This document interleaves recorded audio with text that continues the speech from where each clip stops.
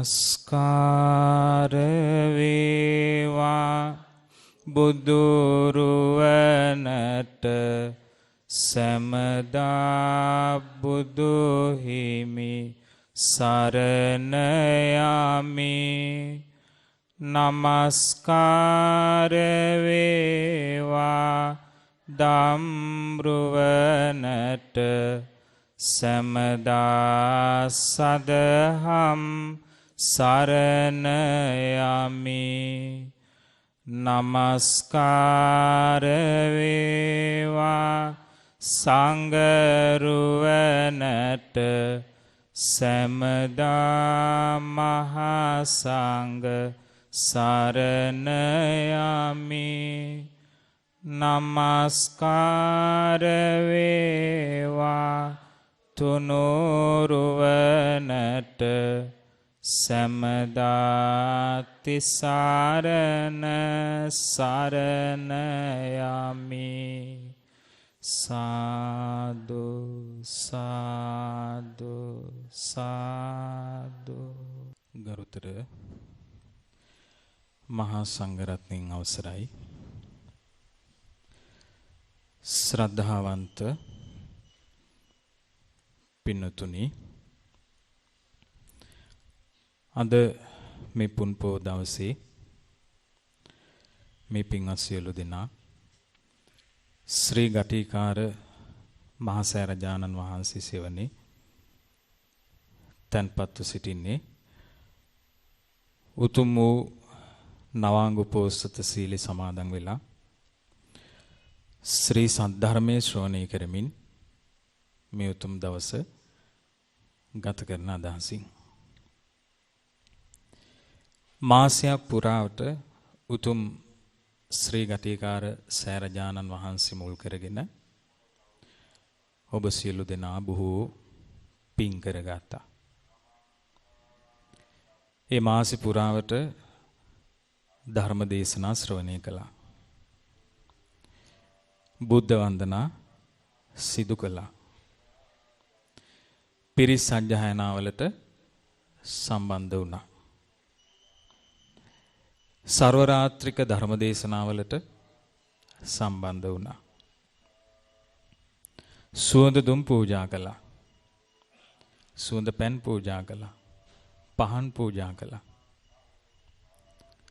ඉතින් ඒ සියලුම පූජාවන් වල පින්තූරත් මම දැක්කා.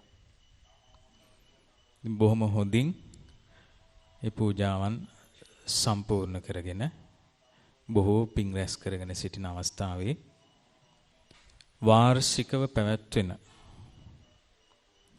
ශ්‍රී ගටිකාර මහා සෑ මාසයක් පුරා පවත්වන පුණ්‍ය ගඟුල සම්පූර්ණ වෙන දවස තමයි මේ පුන් පොහොව දවස. එතකොට මේ පින්කම් මාලාව අපි සැලසුම් කළේ වාර්ෂිකව පවත්වන්නයි. එතකොට ඔබට ශ්‍රී ගටිකාර මහා සෑරජානන් වහන්සේ මුල් කරගෙන බොහෝ පින් රැස් කරගන්න අවස්ථාවක් උදා වෙනවා. දැන් ඔබම උත්තර දෙන්න, ශ්‍රී ගටිකාර සෑරජානන් වහන්සේ ඉදි වුණාට පස්සේ සෑරජානන් වහන්සේගේ වාර්ෂික සංවත්සරයත් මුල් කරගෙන ඔබ රැස් කළේ ආමිෂ පූජා පමණද? ආමිෂ පූජා පමණද රැස් කළේ? නෑ. මොනවද අපි තව කළේ? ධර්මයේ ශ්‍රවණය කළා. භාවනා වැඩසටහන් වලට සම්බන්ධ වුණා. භාවනා කළා. එහෙනම් මෙතන ආමිෂ පූජාවකුත් ප්‍රතිපත්ති පූජාවකුත් සෑයක් මුල් කරගෙන සිදු කරන්න පුළුවන්. එතකොට සෑයක් විහාරයක් කියනකොට කෙනෙක්ට එකපාරටම හිතට එන්නේ ආමිෂ පූජාව. නමුත් නෝනින් යුක්තව අපි කල්පනා කළොත්, සැලසුම් කළොත් අපිට එතනින් ආමිෂ පූජාවකුත් ප්‍රතිපත්ති පූජාවකුත් ඊටාම පිළිවෙලකට රැස් කරගන්න අවස්ථාව තියෙනවා. සම්පූර්ණ කරගන්න අවස්ථාව තියෙනවා. ඉතින් ඒ නිසා මේ පින්වත් පිරිස ශ්‍රී ගටිකාර සෑරජානන් වහන්සේ ඉදිවීම නිසා බොහෝම පින් කරගත්තා මේ කාලය ඇතුළත. ඉතින් ගටිකාර සෑරජානන් වහන්සේ මේ භූමියේ ඉදිවෙන්නේ අපි සියලු දෙනාගේම වාසනාවකට. සියලු දෙනාගේම වාසනාවකට. මේ භූමියේ 2011 වර්ෂයේ පාකිස්තානයේ වැඩ සිටින ගන්ධාර ධාතුන් වහන්සේලා වැඩම කරලා දින 4ක් පුරාවට ප්‍රදර්ශනයක් පැවැත්වුවා. ධාතු ප්‍රදර්ශනයක් ඔබට මතක ඇති. ඒ ධාතු ප්‍රදර්ශනයේ පවත්වන වෙලාවේදී අපිට කල්පනාවක් ඇති වුණා මේ භූමියේත් සෑ රජානන් වහන්සේ නමක් තිබුණොත් හොඳයි කියලා. ඉතින් ඒ නිසා අපි ගුරුදේවයන් වහන්සේත් එක්ක කතා කරලා උන්වහන්සේගෙන් අවසරය ඉල්ලගෙන තමයි සෑරජානන් වහන්සේ හදන්න අවසරය ගත්තේ. එතකොට සෑරජානන් වහන්සේ හදන්න මහ පොළොවේ ඉඩ කඩක් තිබුණේ නැහැ. අපිට තිබුණ එකම ඉඩ කඩ අහසේ. ඉතින් මේ ඔබට මතක ඇති මේ පිරිසට ඉඩ මදි නිසා අඩි 100 හට් එකක් ගහනවා මේ ශාලාව ඉස්සරහා. ඉතින් ඒ නිසා ශාලාව ඉඩ කඩත් ඕනේ වුණා. ශාලාවත් ලොකු කරගන්න ඕනේ. සෑයත් හදන්න ඕනේ. ශාලාව විතරක් හදලා පිළිමයක් තියන්න නැතෝ තිබ්බොත් අනිත් දවස් වලට ඒක ඉස්කෝලයක් වගේ තියෙයි. ඉතින් ඒ නිසා තමයි අපි මේකට මේ විහාර සංකල්පය ඇතුල් කළේ.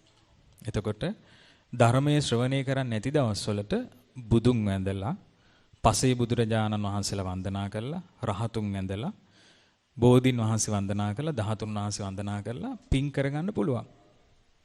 එතකොට වැඩසටහන් තියෙන දවස් දෙකේ විතරක් නෙමෙයි පින් කරගන්න පුළුවන්. අනිත් දවස්වලත් පින් කරගන්න පුළුවන්. ඉතින් ඒ විදිහට තමයි ක්‍රමානුකූලව මේ විහාරය දියුනේ. සෑරජානන් වහන්සේ ඉදි වෙන්නට පටන් ගත්තේ 2012 අගෝස්තු මාසේ 31 වෙනිදා තමයි සෑරජානන් වහන්සේට මුල්ගල් තිබ්බේ. අවුරුදු දෙකක කාලයක් සම්පූර්ණ වෙලා 2014 සැප්තැම්බර් මාසේ 4 වෙනිදා කොත්පලන්දලා සැප්තැම්බර් මාසේ 8 වෙනිදා සෑරජානන් වහන්සේ ගෞතම බුදු සසුනට පූජා කළා. ඉතින් මේ සෑරජානන් වහන්සේ වෙනුවෙන් විශාල පිරිසක් මහන්සි වෙලා වෙහෙස මහන්සි වෙලා පින් කරගද්දී සෑරජානන් වහන්සේ පූජනීයත්වයට පත් කරගන්න සංඝයා වහන්සේලා බොහොම වෙහෙස මහන්සි වුණා. ඉතින් ඒ නිසා උතුම් ධාතුන් වහන්සේලා අපිට තැන්පත් කරගන්න අවස්ථාව උදා වුණා. ඒ වගේම සම්බුදු සිරිපා පහසලත් ස්ථානයන්ගේ ස්පර්ශ කරලා පූජා වස්තු තැන්පත් කරන්න වාසනාව ලැබුණා. ඒ වගේම බොහෝ දෙනෙක් ධර්මය තඹ පත්තිරුවල සටහන් කරලා තැන්පත් කළා. තම තමා පුද්ගලිකව පූජා වස්තු මල් වර්ග තැන්පත් කරන්න යෙදුණා. මේ සෑරජානන් වහන්සේගේ කොත් කැරැල්ල හතරස් කොටුව පේසාවල් වල හැම තැනකම පූජා වස්තු තැන්පත් කරලා පූජනීයත්වයට පත් කරලා තමයි අපිට ගෞතම බුදු සසුනට පූජා කරගන්න ලැබුණේ. ඉතින් මේ සෑරජානන් වහන්සේ පූජා කළ දවසේ ඉඳන් සෑරජානන් වහන්සේ පිටුම්ලත් සෑයක් බවට පත් වුණා.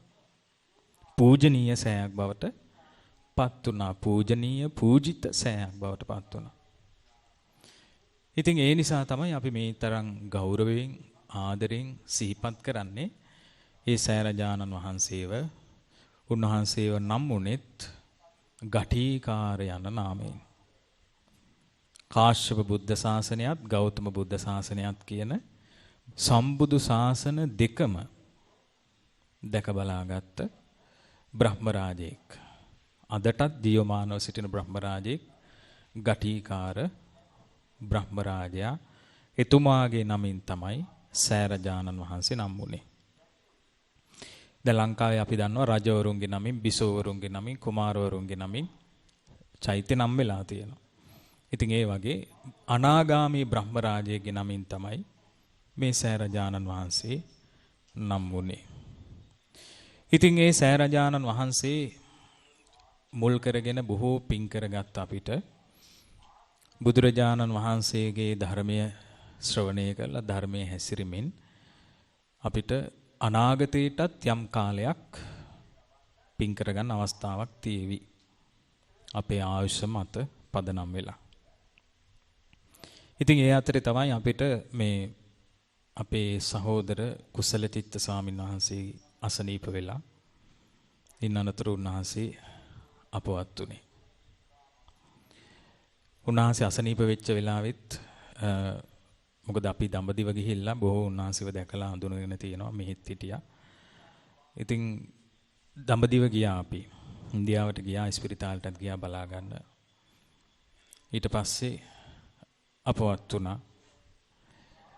ඒ ජීවිතේ බේර ගන්න බැරි වුණා. මොකද ඒ ජීවිතේ හැම පැත්තෙම හිර වෙලා තිබුණේ යන්නමයි.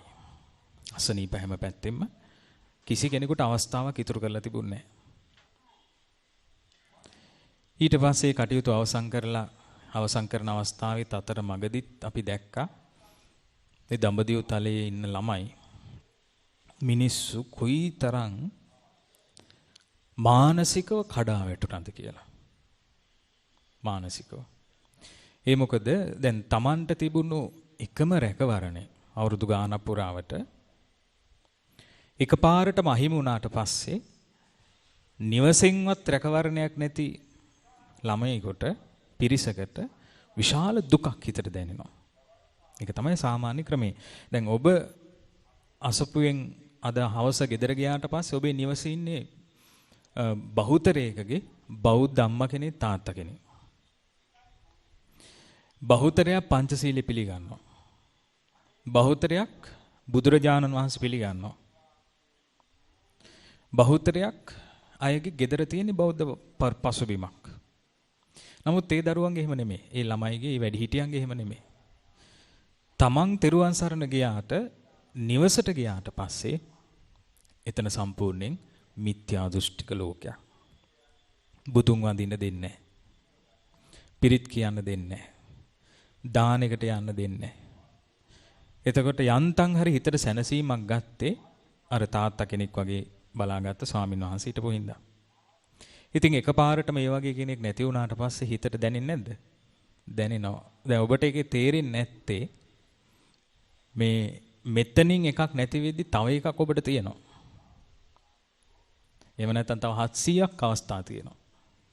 නමුත් ඉන්දියාවට එහෙම නැහැ. ඉතින් ඒ වෙලාවේ තමයි අපේ ලොකු ස්වාමීන් වහන්සේ ගොඩාක් කල්පනා කරලා අපිත් ඉන්දියාවේ කීප වතාවක් ගිහිල්ලා ඇවිල්ලා තියෙන හින්දා මේ දඹදිව කටයුතු පිළිවෙලක් කරන්න වඩින්න කියලා මතක් කළේ. ඉතින් එතකොට අසීරු අවස්ථාවක ඒ අසීරු තත්වයක් හොඳ සීරු තත්වයක් බවට පත් කරන්න, සුවපත් තත්වයක් බවට පත් කරන්න, ප්‍රශ්නයක් නොවන තත්වයක් බවට පත් කරන්න පිරිසක් අතරින් කෙනෙකුට අවස්ථාවක් ලැබෙනවා නම් ඒ අවස්ථාව ලබාගෙන පින් කරගන්න එක හරිද වැරදිද? හරිනේ. ඉතින් ඒ නිසා අසීරු අවස්ථාවකදී මට වාසනාව ලැබුණා අපේ ගුරු දේවයන් වහන්සේට උපකාරයක් කරන්න. ඉතින් ඒ නිසා මං කිසිම පැකිලීමක් කළේ නැහැ. මොකද අපි දන්නවා මේ කටයුතු පිළිවෙලකට ඉස්සරහට යනවා. ඔබට වඩා අසරණයි ඒ ඉන්දියාවේ හිටපු ළමයි. අසරණයි. ඉතින් අපි දැක්කනේ අපි ගියා ඒ ගෙවල් වලට.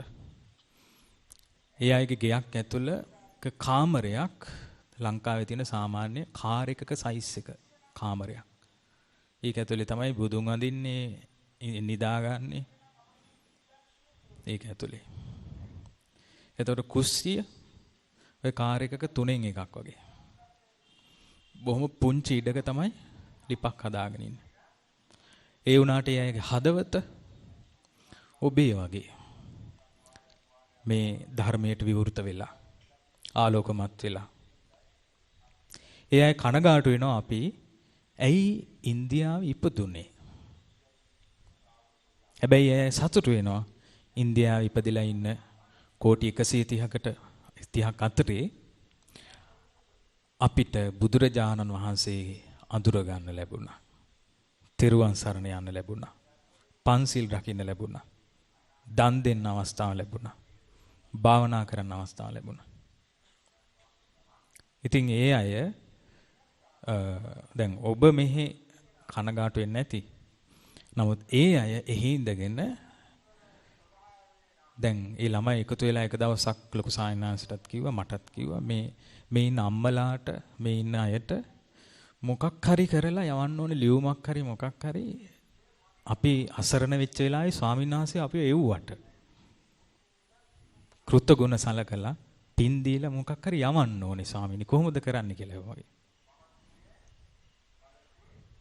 එතකොට කරුණාව මෛත්‍රී කියන්නේ තමන් ගැන හිතන එකද අනිත් අය ගැන හිතන එකද? අනිත් අය ගැන හිතන එකයි. මොකද තමන්ට තිබියදී අවස්ථාව තව බොහොම තමන්ට වසර ගණනාවක් හැමදේම ලැබිලා ඒ වගේම තව පිරිසක් වෙනුවෙන් අපිට අවස්ථාවක් දෙන්න පුළුවන් නම් ඒක තමයි කරුණාව මෛත්‍රී බවට පත් වෙන්නේ. අපිට හොඳ ලස්සන උපමාවක් තියෙනවා ඒකට. ධර්මාශෝක රජතුමා තමන්ගේ පුතාවත් ලංකාවට එව්වා දුවවත් එව්වා. ඒ දෙදෙනා වහන්සේලාම අපවත් වුණේ කොහෙද? පිරිනිවන් පෑවේ ලංකාවේ. අලු ටිකවත් ගියාද? නෑ. ලංකාවේ තැන්පත් කළේ මිහිඳු මහරහතන් වහන්සේගේ භස්මාවශේෂ. ඊළඟට සංඝමිත්තා තෙරණියගේ භස්මාවශේෂ ලංකාවේ තැන්පත් කළේ. මහා අධිරාජයෙකුගේ දරුවෝ ධර්ම ප්‍රචාරය වෙනුවෙන් රටෙන් බැහැර කළා. එතකොට බුද්ධ ශාසනයට මේ දේවල් අලුත් දේවල්ද? නෑ. සම්බුදු සසුන කියන්නේ සම්පූර්ණයෙන්ම පරිත්‍යාගයයි. ගෞතම බුද්ධ ශාසනයේ බුද්ධ ශාසනය කියන්නේ සම්පූර්ණයෙන්ම අතහැරීමයි. අල්ලා ගැනීමක් නෙමෙයි. බුදු සසුන කියන්නේ අතහැරීම. බුදු සසුන කියන්නේ පරිත්‍යාගය. තමා වෙනුවෙන් නෙමෙයි දෙවි මිනිසුන්ගේ හිතසුව වෙනුවෙන්. දෙවි මිනිසුන්ගේ හිතසුව වෙනුවෙන්. දෙවි මිනිසුන්ගේ හිතසුව වෙනුවෙන් සියලු දෙනාම පරිත්‍යාග කරන්න ඕනේ. මහා සංඝයා පමණක් නෙමෙයි. ගිහි අයටත් අවස්ථාවක් ලැබෙනවා දෙවි මිනිසුන් වෙනුවෙන් හිතසුව පිණිස පරිත්‍යාගයක් කරන්න. එතකොට මේ පරිත්‍යාගය කරන්න ලැබෙන අවස්ථාවේ පරිත්‍යාගය කරන කෙනාද යහපත උදා කරගන්නේ? පරිත්‍යාගය හරියට කරගන්න බැරි වෙච්ච කෙනාද? කරගත්ත කෙනා. පරිත්‍යාගය කරගත්ත කෙනාට හිත පුරා සතුට වෙන්න පුළුවන්. පරිත්‍යාගය කරගන්න බැරි වෙච්ච කෙනා හිත ඇතුලේ මොකක් හරි හිර කරගෙන ඉන්නවා. මොකක් හරි කොස්සක් තියෙන හිත ඇතුලේ. ඇයි එහෙම වුනේ? ඇයි මෙහෙම වෙන්නේ? ඇයි අපිටම වෙන්නේ? ඇයි නැවත නැවත වෙන්නේ? මේ පරිත්‍යාගය හරියට කරගන්න බැරි වුණාට පස්සේ. ඉතින් ඒ නිසා ගෞතම බුද්ධ ශාසනය කියන්නේ මොකක්ද? සම්පූර්ණයෙන්ම අතහැරීම. සම්පූර්ණයෙන්ම පරිත්‍යාගය. පංච උපාදානස්කන්ධයේ ඉඳලා මේ සියල්ල අතහැරීම වෙනුවෙන් තමයි අපි මේ ධර්මයේ ඇසිරෙන්නේ. ඒ සඳහා අන්තිම මොහොත දක්වාම අපි ළඟ තියාගත යුතු දේ තමයි ශ්‍රී සද්ධර්මය. යෝනිසෝ මනසිකාරය, ධම්මානුධම්ම පටිපදාව, කල්යාණ මිත්‍ර සේවනය. ඒ දේවල් ළඟ තියාගෙන හිටියොත් අපිට අන්තිම මොහොත දක්වාම සියල්ල අතහරින්න පුළුවන්. ඉතින් ඒ නිසා අපේ ජීවිතේට මේ ලැබෙන අවස්ථාව අපි තේරුම් ගන්න ඕනේ. හැම විටම අපිට හොඳ පැත්තට පෙරලා ගන්න පුළුවන්. දැන් අපි කතාවක් අහලා තියෙනවානේ බෝට්ටුවක් මුහුදේ යනකොට ගඟේ යනකොට පෙරලෙනවා. පෙරළුණාට පස්සේ මොකද කියන්නේ? පෙරළුණු පිට හොඳයි කියනවා. ඇයි පෙරළුණු පිට හොඳ? පෙරළුණු බෝට්ටුව කන පිට හරවන්න ගියොත් මොකද වෙන්නේ? වතුර කටක් එක්ක තමයි බෝට්ටුව කන පිට හැරෙන්නේ. එතකොට දැන් මොකද බෝට්ටුව උස්සලා කන පිට හරවන්න බෑනේ. අර සෙල්ලම් බෝට්ටුව වගේ.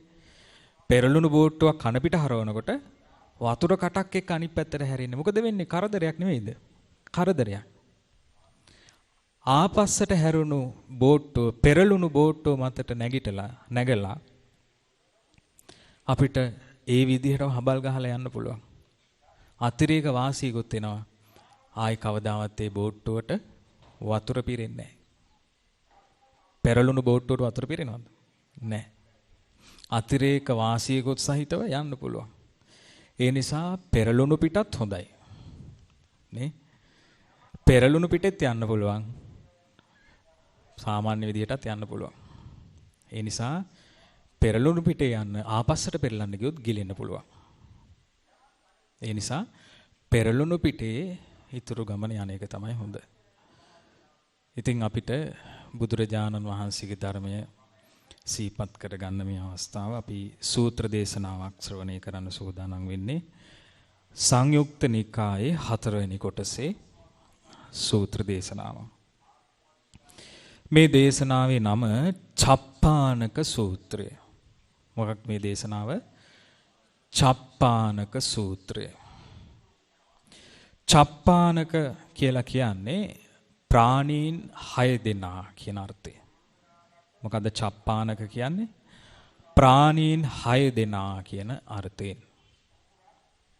එතකොට මේ දේශනාවේදී ප්‍රාණීන් 6 දෙනෙක්ගේ කතාවක් තමයි තියෙන්නේ. සංයුක්ත නිකාය 4 කියන්නේ සලායතන පිළිබඳව තියෙන කොටස. ඒ කියන්නේ ඇස, කන, නාසය, දිව, කය, මනස. ඇස, කන, නාසය, දිව, කය, මනස ගැන තියෙන කොටස තුල තියෙන චප්පානක කියන සූත්‍ර දේශනාව. ඉතින් මේ දේශනාවේදී බුදුරජාණන් වහන්සේ දේශනා කළා මහණෙනි තුවාල සහිත ඇඟක් තියෙන පුද්ගලයෙක් සිටිනවා. මේ පුද්ගලයාගේ මුළු ඇඟේම මොනවද තියෙන්නේ? තුවාල තියෙනවා. වන සහිත ඇඟක්. මේ වන සහිත ඇඟේ පැසවූ තුවාල තියෙන්නේ. වේලුණු තුවාල නෙමෙයි.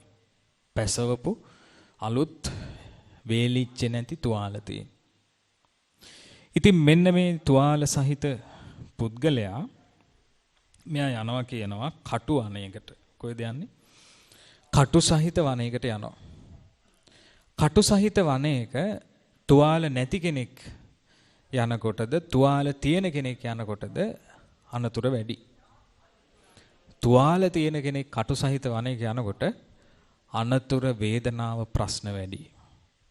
අන්න ඒ වගේ මේ කටු සහිත වනේ මේ තුවාල සහිත පුද්ගලයා යනවා කියනවා. මේ විදිහට යනකොට මේ බොහොම විස සහිත කටු මේ පුද්ගලයාගේ ඇඟේ ඇනෙනවා.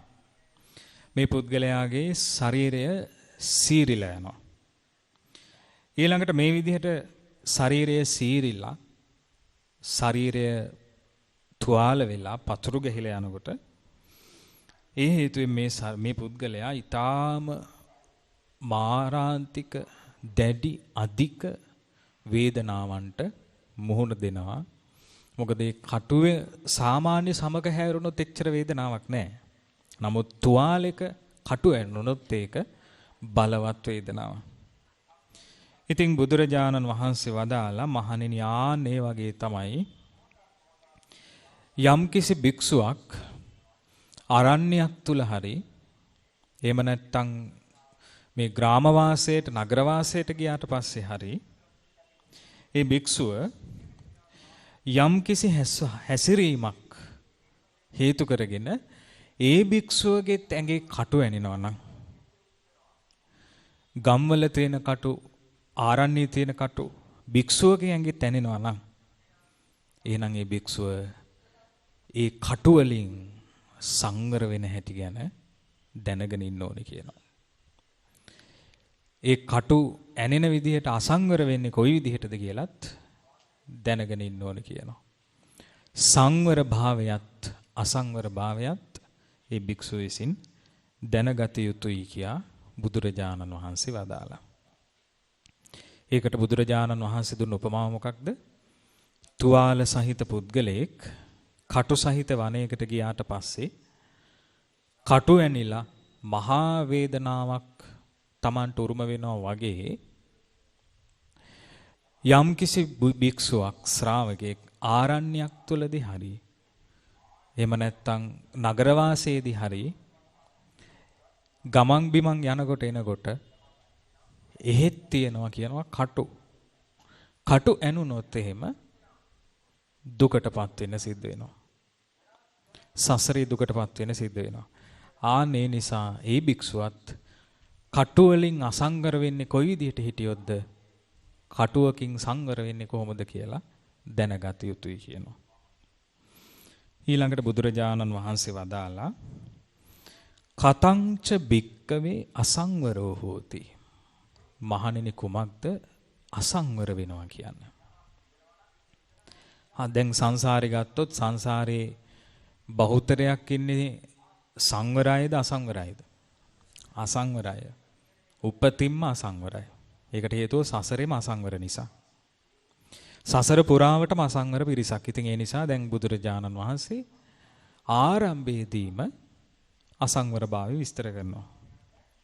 උන්වහන්සේ වදාලා ඉද බික්කවේ බික්කු චක්කුණා රූපං දිස්වා පිය රූපේ අදිමුච්චති.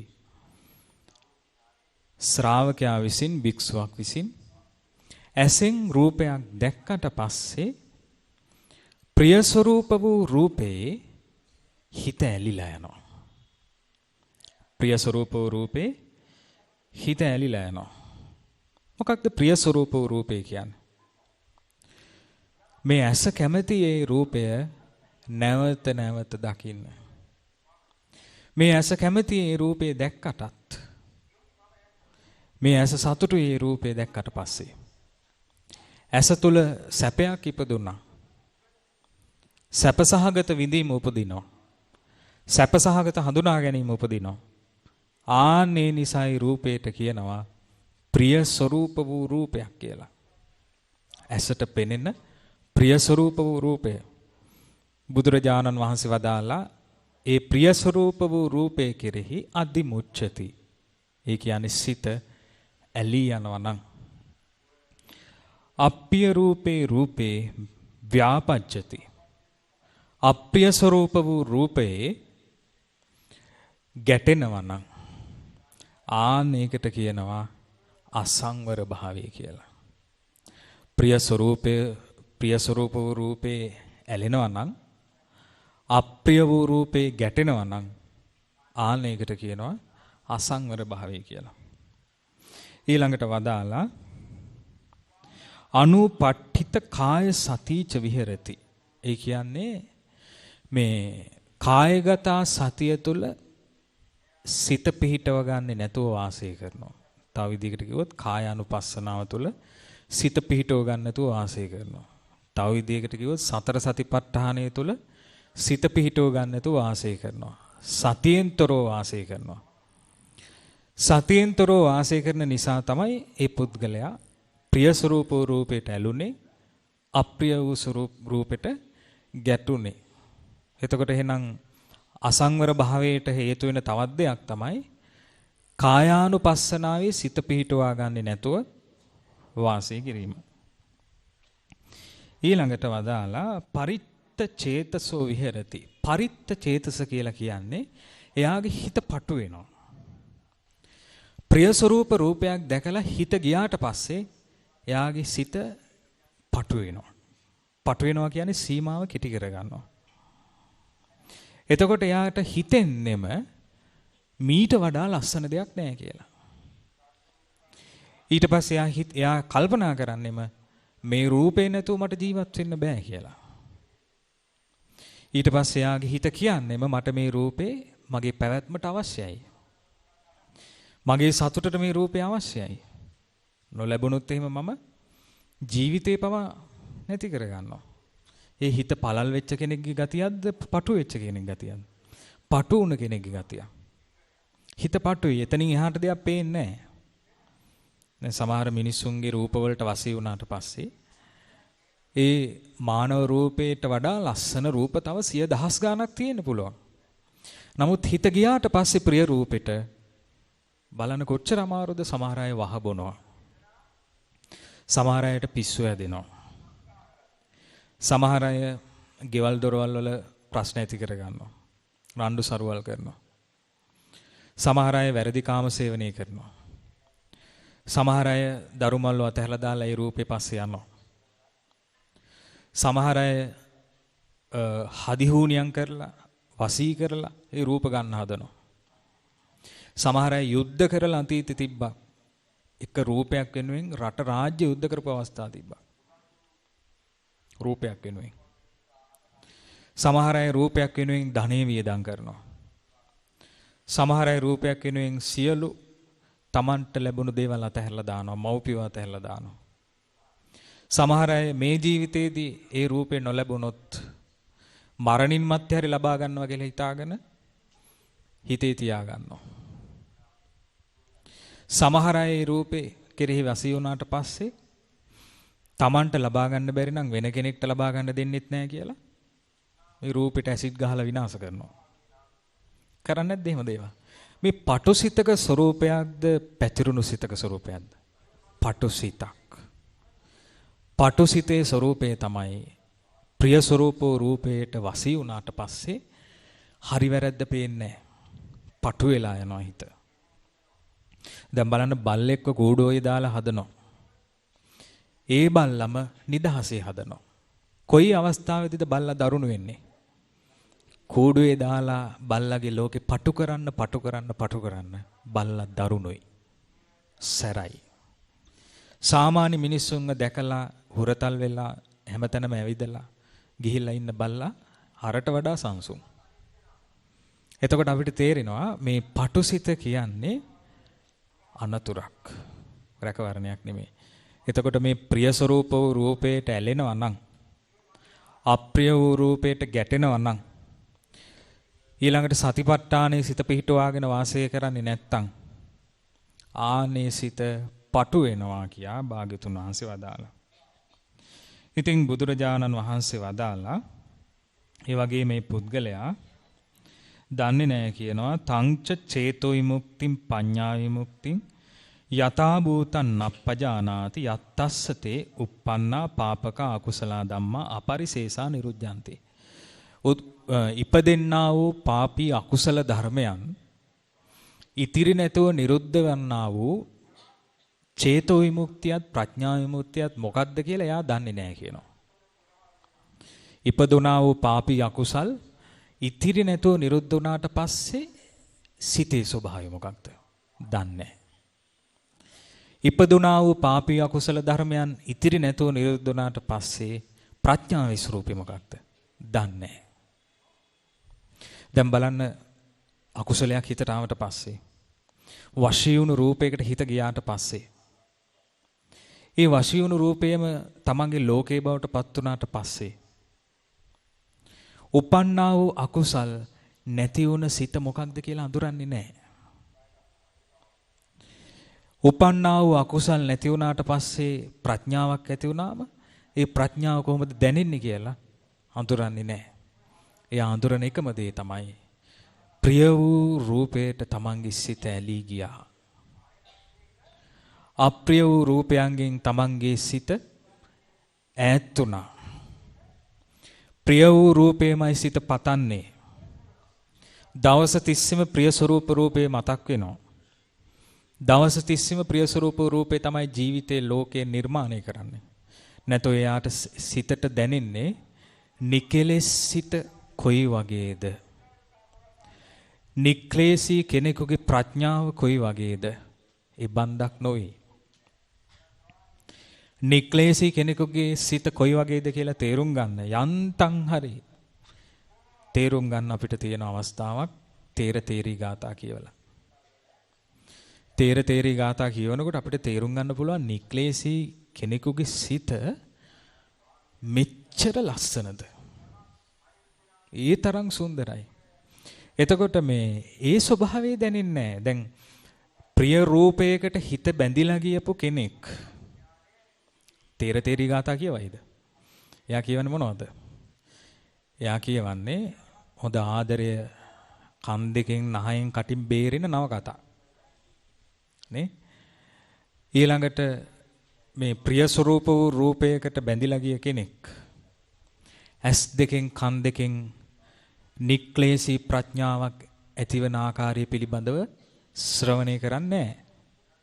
යා ශ්‍රවණය කරන්නේ බලන්නේ තමන්ගේ හිත තව තවත් ප්‍රිය ස්වරූප රූපේ මතක් කරලා දෙන චිත්‍රපටි. තව තවත් ප්‍රිය ස්වරූප රූපේ මතක් කරලා දෙන ගීත. ඒ දේවල්ම තමයි ඊට පස්සේ හොයාගෙන යන්නේ. ඒක හරියට අර මේ ඔය කොහේ හරි වංගුවක 5 දෙනෙක් දැම්මොත් කුණු මාසයක් යනකොට මොකද වෙන්නේ? මුළු ඒ පලාතෙම ඉන්න මිනිස්සු එතෙන්ට කුණු දාන්න පටන් ගන්නවා. අන්න ඒ වගේ තමයි මේ ප්‍රිය ස්වරූප වූ රූපයට හිත බැඳිලා ගියාට පස්සේ ඊට පස්සේ අහක යන කුණුත් ඇස් දෙකෙන් කන් දෙකෙන් නහයෙන් කටෙන් හැම පැත්තෙම ඇතුළට දා ගන්නවා. අන්න ඒකයි අපි මෙච්චර කල් සංසාරේ ආවේ. නැත්තම් එක ප්‍රිය ස්වරූප රූපයක් අපිට එපා වුණා නම් එතනින් එහාට ප්‍රශ්න විසදෙනවා නම් අපි මෙලහකට සංසාරෙන් එතර වෙලා ගෞතම බුදුරජාණන් වහන්සේටත් කලින්. හැබැයි අපි මෙච්චර කල් සංසාරේ ආවේ මේන්න මේ ගැටලුව ප්‍රශ්නේ තියෙන නිසා. ඒ තමයි ප්‍රිය ස්වරූප රූපයට බැඳුනට පස්සේ අහක යන කුණු කන්දල් ටිකත් අපි ඇඟට හිතට දා ගන්නවා. දැන් බලන්න ඇත්ත නෙමෙයිද කියලා. රස තෘෂ්ණාවට කැමති කෙනා එක රසයකට කැමති කෙනා කෑම වට්ටෝරු වලට කැමති නැද්ද? රසට කැමති කෙනා විවිධ රස වර්ග වලට කැමති කෙනා රූප වාහිනී කෑම උයන දේවල් එහෙම යනකොට හරි ආසාවෙන් බලන් ඉන්නවා. පත්තරේ තිබ්බොත් කෑම වට්ටෝරුමයි බලන්නේ. හදලා කාලා බලන්නමයි ආස. ඒ වගේ තමයි දැන් සින්දු වලට ආස කෙනා නැවත නැවත සින්දු අහන්නමයි කැමැති. සුවඳට ආස කෙනා අලුත් සුවඳ වර්ග වෙළඳ පොළට එනවා නම් කැමති. පහසට ආස කෙනා අලුත් ඇඳුම් වර්ග හොයාගෙන යනවා. අලුත් කාමයේ සොයාගෙන යනවා.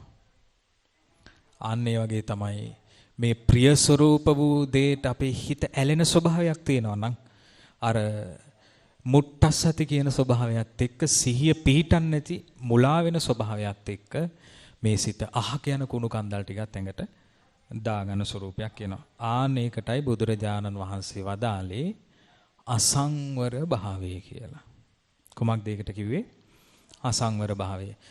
එතකොට දැන් උපතේ ඉඳන් මේ දක්වාම අපිට මොකද්ද තියෙන්නේ? සංවර භාවයද අසංවර භාවයද? අසංවර භාවයයි.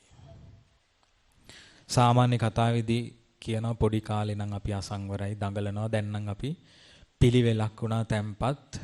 නමුත් මේ විදිහට බැලුවොත් නම් මැරෙනකම්ම අසංවරයි. සසර පුරාවටම අසංවරයි.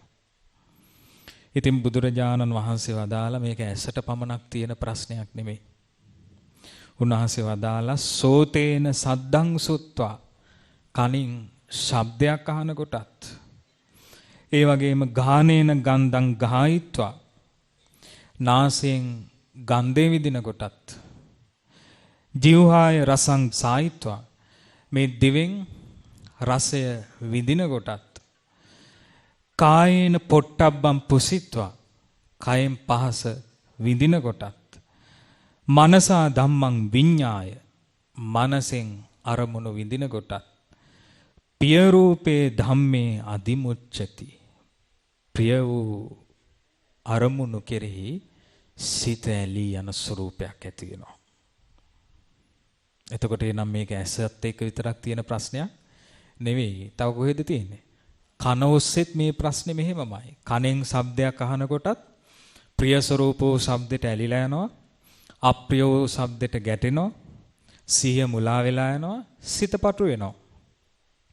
නාසයෙන් ගන්ධයක් විඳිනකොටත් ප්‍රිය ස්වરૂපෝ ගන්ධෙට ඇලෙනවා. අප්‍රිය ස්වરૂපෝ ගන්ධෙට ගැටෙනවා. සිහිය මුලා වෙලා යනවා. සිත පටු වෙනවා. දිවෙන් රසයක් විඳිනකොටත් ප්‍රිය ස්වરૂපෝ රසයට ඇලෙනවා. අප්‍රිය ස්වરૂපෝ රසයට ගැටෙනවා. සිහිය නැති වෙලා යනවා. ඊළඟට සිත පටු වෙලා යනවා. කයෙන් පහස විඳිනකොටත් ප්‍රිය ස්වરૂපෝ පහසට ඇලෙනවා. අප්‍රිය ස්වરૂපෝ පහසට ගැටෙනවා. ඊළඟට සිහිය මුලා වෙලා යනවා. සිත පටු වෙනවා. මනසින් අරමුණු සිතන කොටත් ප්‍රිය ස්වરૂප වූ අරමුණු වලට ඇලෙනවා. අප්‍රිය ස්වરૂප වූ අරමුණු වලට ගැටෙනවා. සතිපට්ඨානෙන් සිත බැහැර වෙලා යනවා. ඊළඟට සිත පටු වෙනවා නම් ආන්නේකට බුදුරජාණන් වහන්සේ වදාලා අසංවර භාවය කියලා. කුමක්ද ඒකට වදාලේ? අසංවර භාවය. සසර පුරාම අපිට තිබුණු අපේ ගතිගුණ වල ස්වභාවයට කියන නම අසංවර භාවය. ඉතින් බුදුරජාණන් වහන්සේ වදාලා මේ විදිහට වාසය කරන කෙනා ඒ කෙනා තංච චේතෝ විමුක්තිං පඤ්ඤා විමුක්තිං යථාභූතං නප්පජානාති යත්තස්ස තේ uppannā pāpaka akusala dhamma අපරිසේසා නිරුද්ධಂತಿ. ඉපදුනා වූ පාපී අකුසල ධර්මයන් ඉතිරි නැතිව නිරුද්ධ වන්නා වූ කෙනෙකුගේ සිතේ ස්වභාවයත් ප්‍රඥාවේ ස්වභාවයත් කුමක්ද කියා මේ අසංවර පුද්ගලයා කවදාවත් අඳුරන්නේ නැහැ කියනවා. අසංවර පුද්ගලයා අඳුරන්නේ නැහැ. පාපී අකුසලයන්ගෙන් මිදුණු සිත කොයි වගේද? පාපී අකුසලයන්ගෙන් මිදුණු කෙනාගේ ප්‍රඥාව කොයි වගේද කියලා දන්නේ නැහැ කියනවා. ඊට පස්සේ බුදුරජාණන් වහන්සේ හරි ලස්සන උපමාවක් දේශනා කරනවා මේ අපේ ජීවිතේ දකින්න පුළුවන් ආකාරයක් ගැන. උන්වහන්සේ වදාලා සේයතාපි භික්කවේ පුරිසෝ චප්පානකේ ගහිත්වා.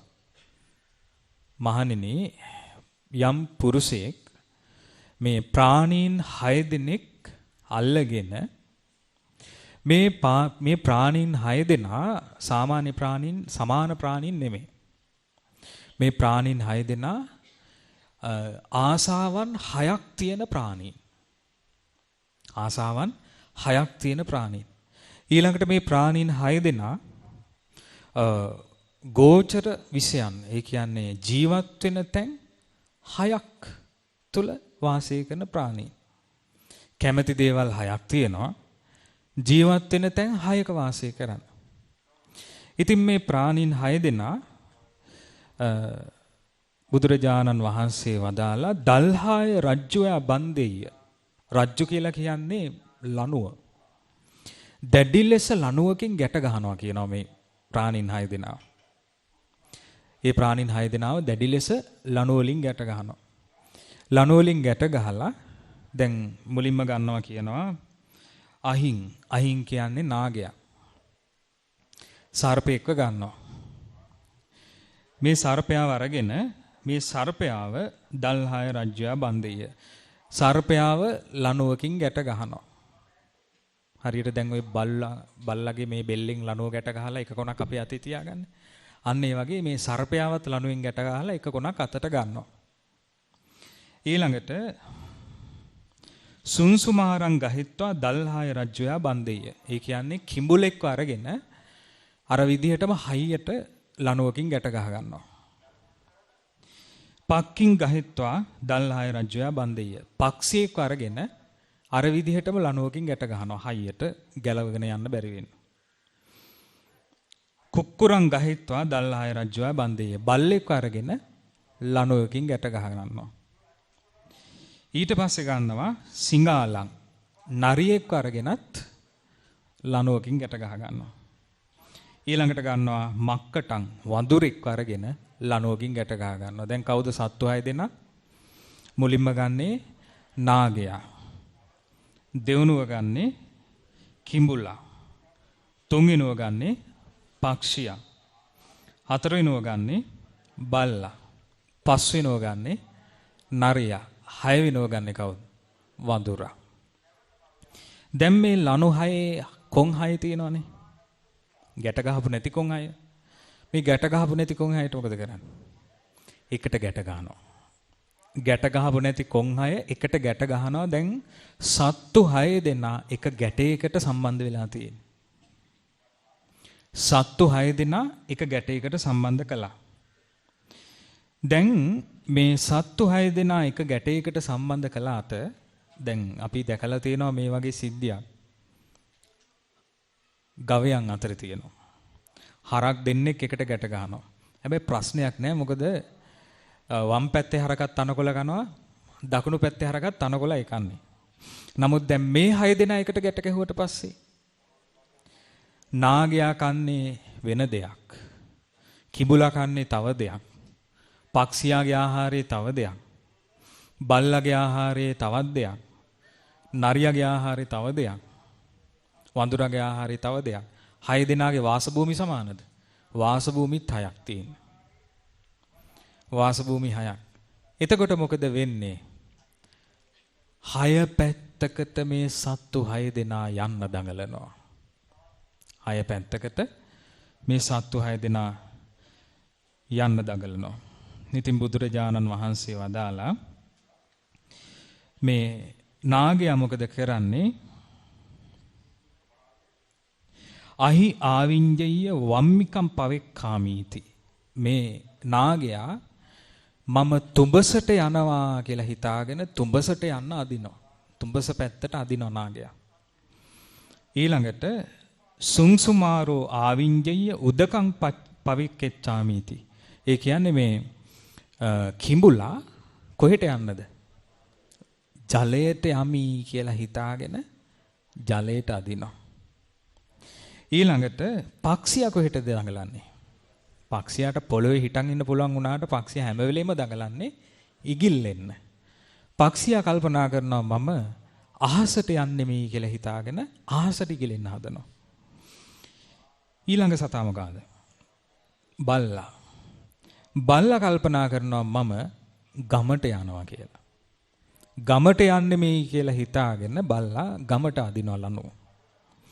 ඊට පස්සේ සිවලා නරියා කල්පනා කරනවා මම මිනිහක් කන්න සොහොනට යනවා කියලා. නරියා කොහෙටද අදින්නේ? සුසාන භූමියට යන්න අදිනවා. වඳුරා කොහෙටද අදින්නේ? කැලෑවට. වඳුරා අදිනවා කැලෑවට යන්න. එතකොට දැන් 6 දෙනා 6 පැත්තකට ලනුව අදිනවා. මේ විදිහට අදිනකොට මේ ඇදීම නිසාම කලන්තභාවයක් අපහසුයක් මේ සත්තු 6 දෙනාට වෙනවා කියලා බුදුරජාණන් වහන්සේ දේශනා කළා. ඊළඟට වදාලා බුදුරජාණන් වහන්සේ යම් විදිහකින් මේ අතර ඉන්නවා නම් මේ බලවන්ත සතෙක් මේ සත්තු 6 දෙනාගෙන් බලවත් සතෙක් ඉන්නවා නම් අන්න එහෙනම් ඒ බලවත් සතාගේ පැත්තට තමයි මේ 6 දෙනාගේ මේ පද්ධතිය ඇදිලා යන්නේ කියනවා. සත්තු 6 දෙනාගේ මේ ගැට ටික වැඩිපුරම ඇදිලා යන්නේ ශක්තිය වැඩි සතාගේ පැත්තටයි.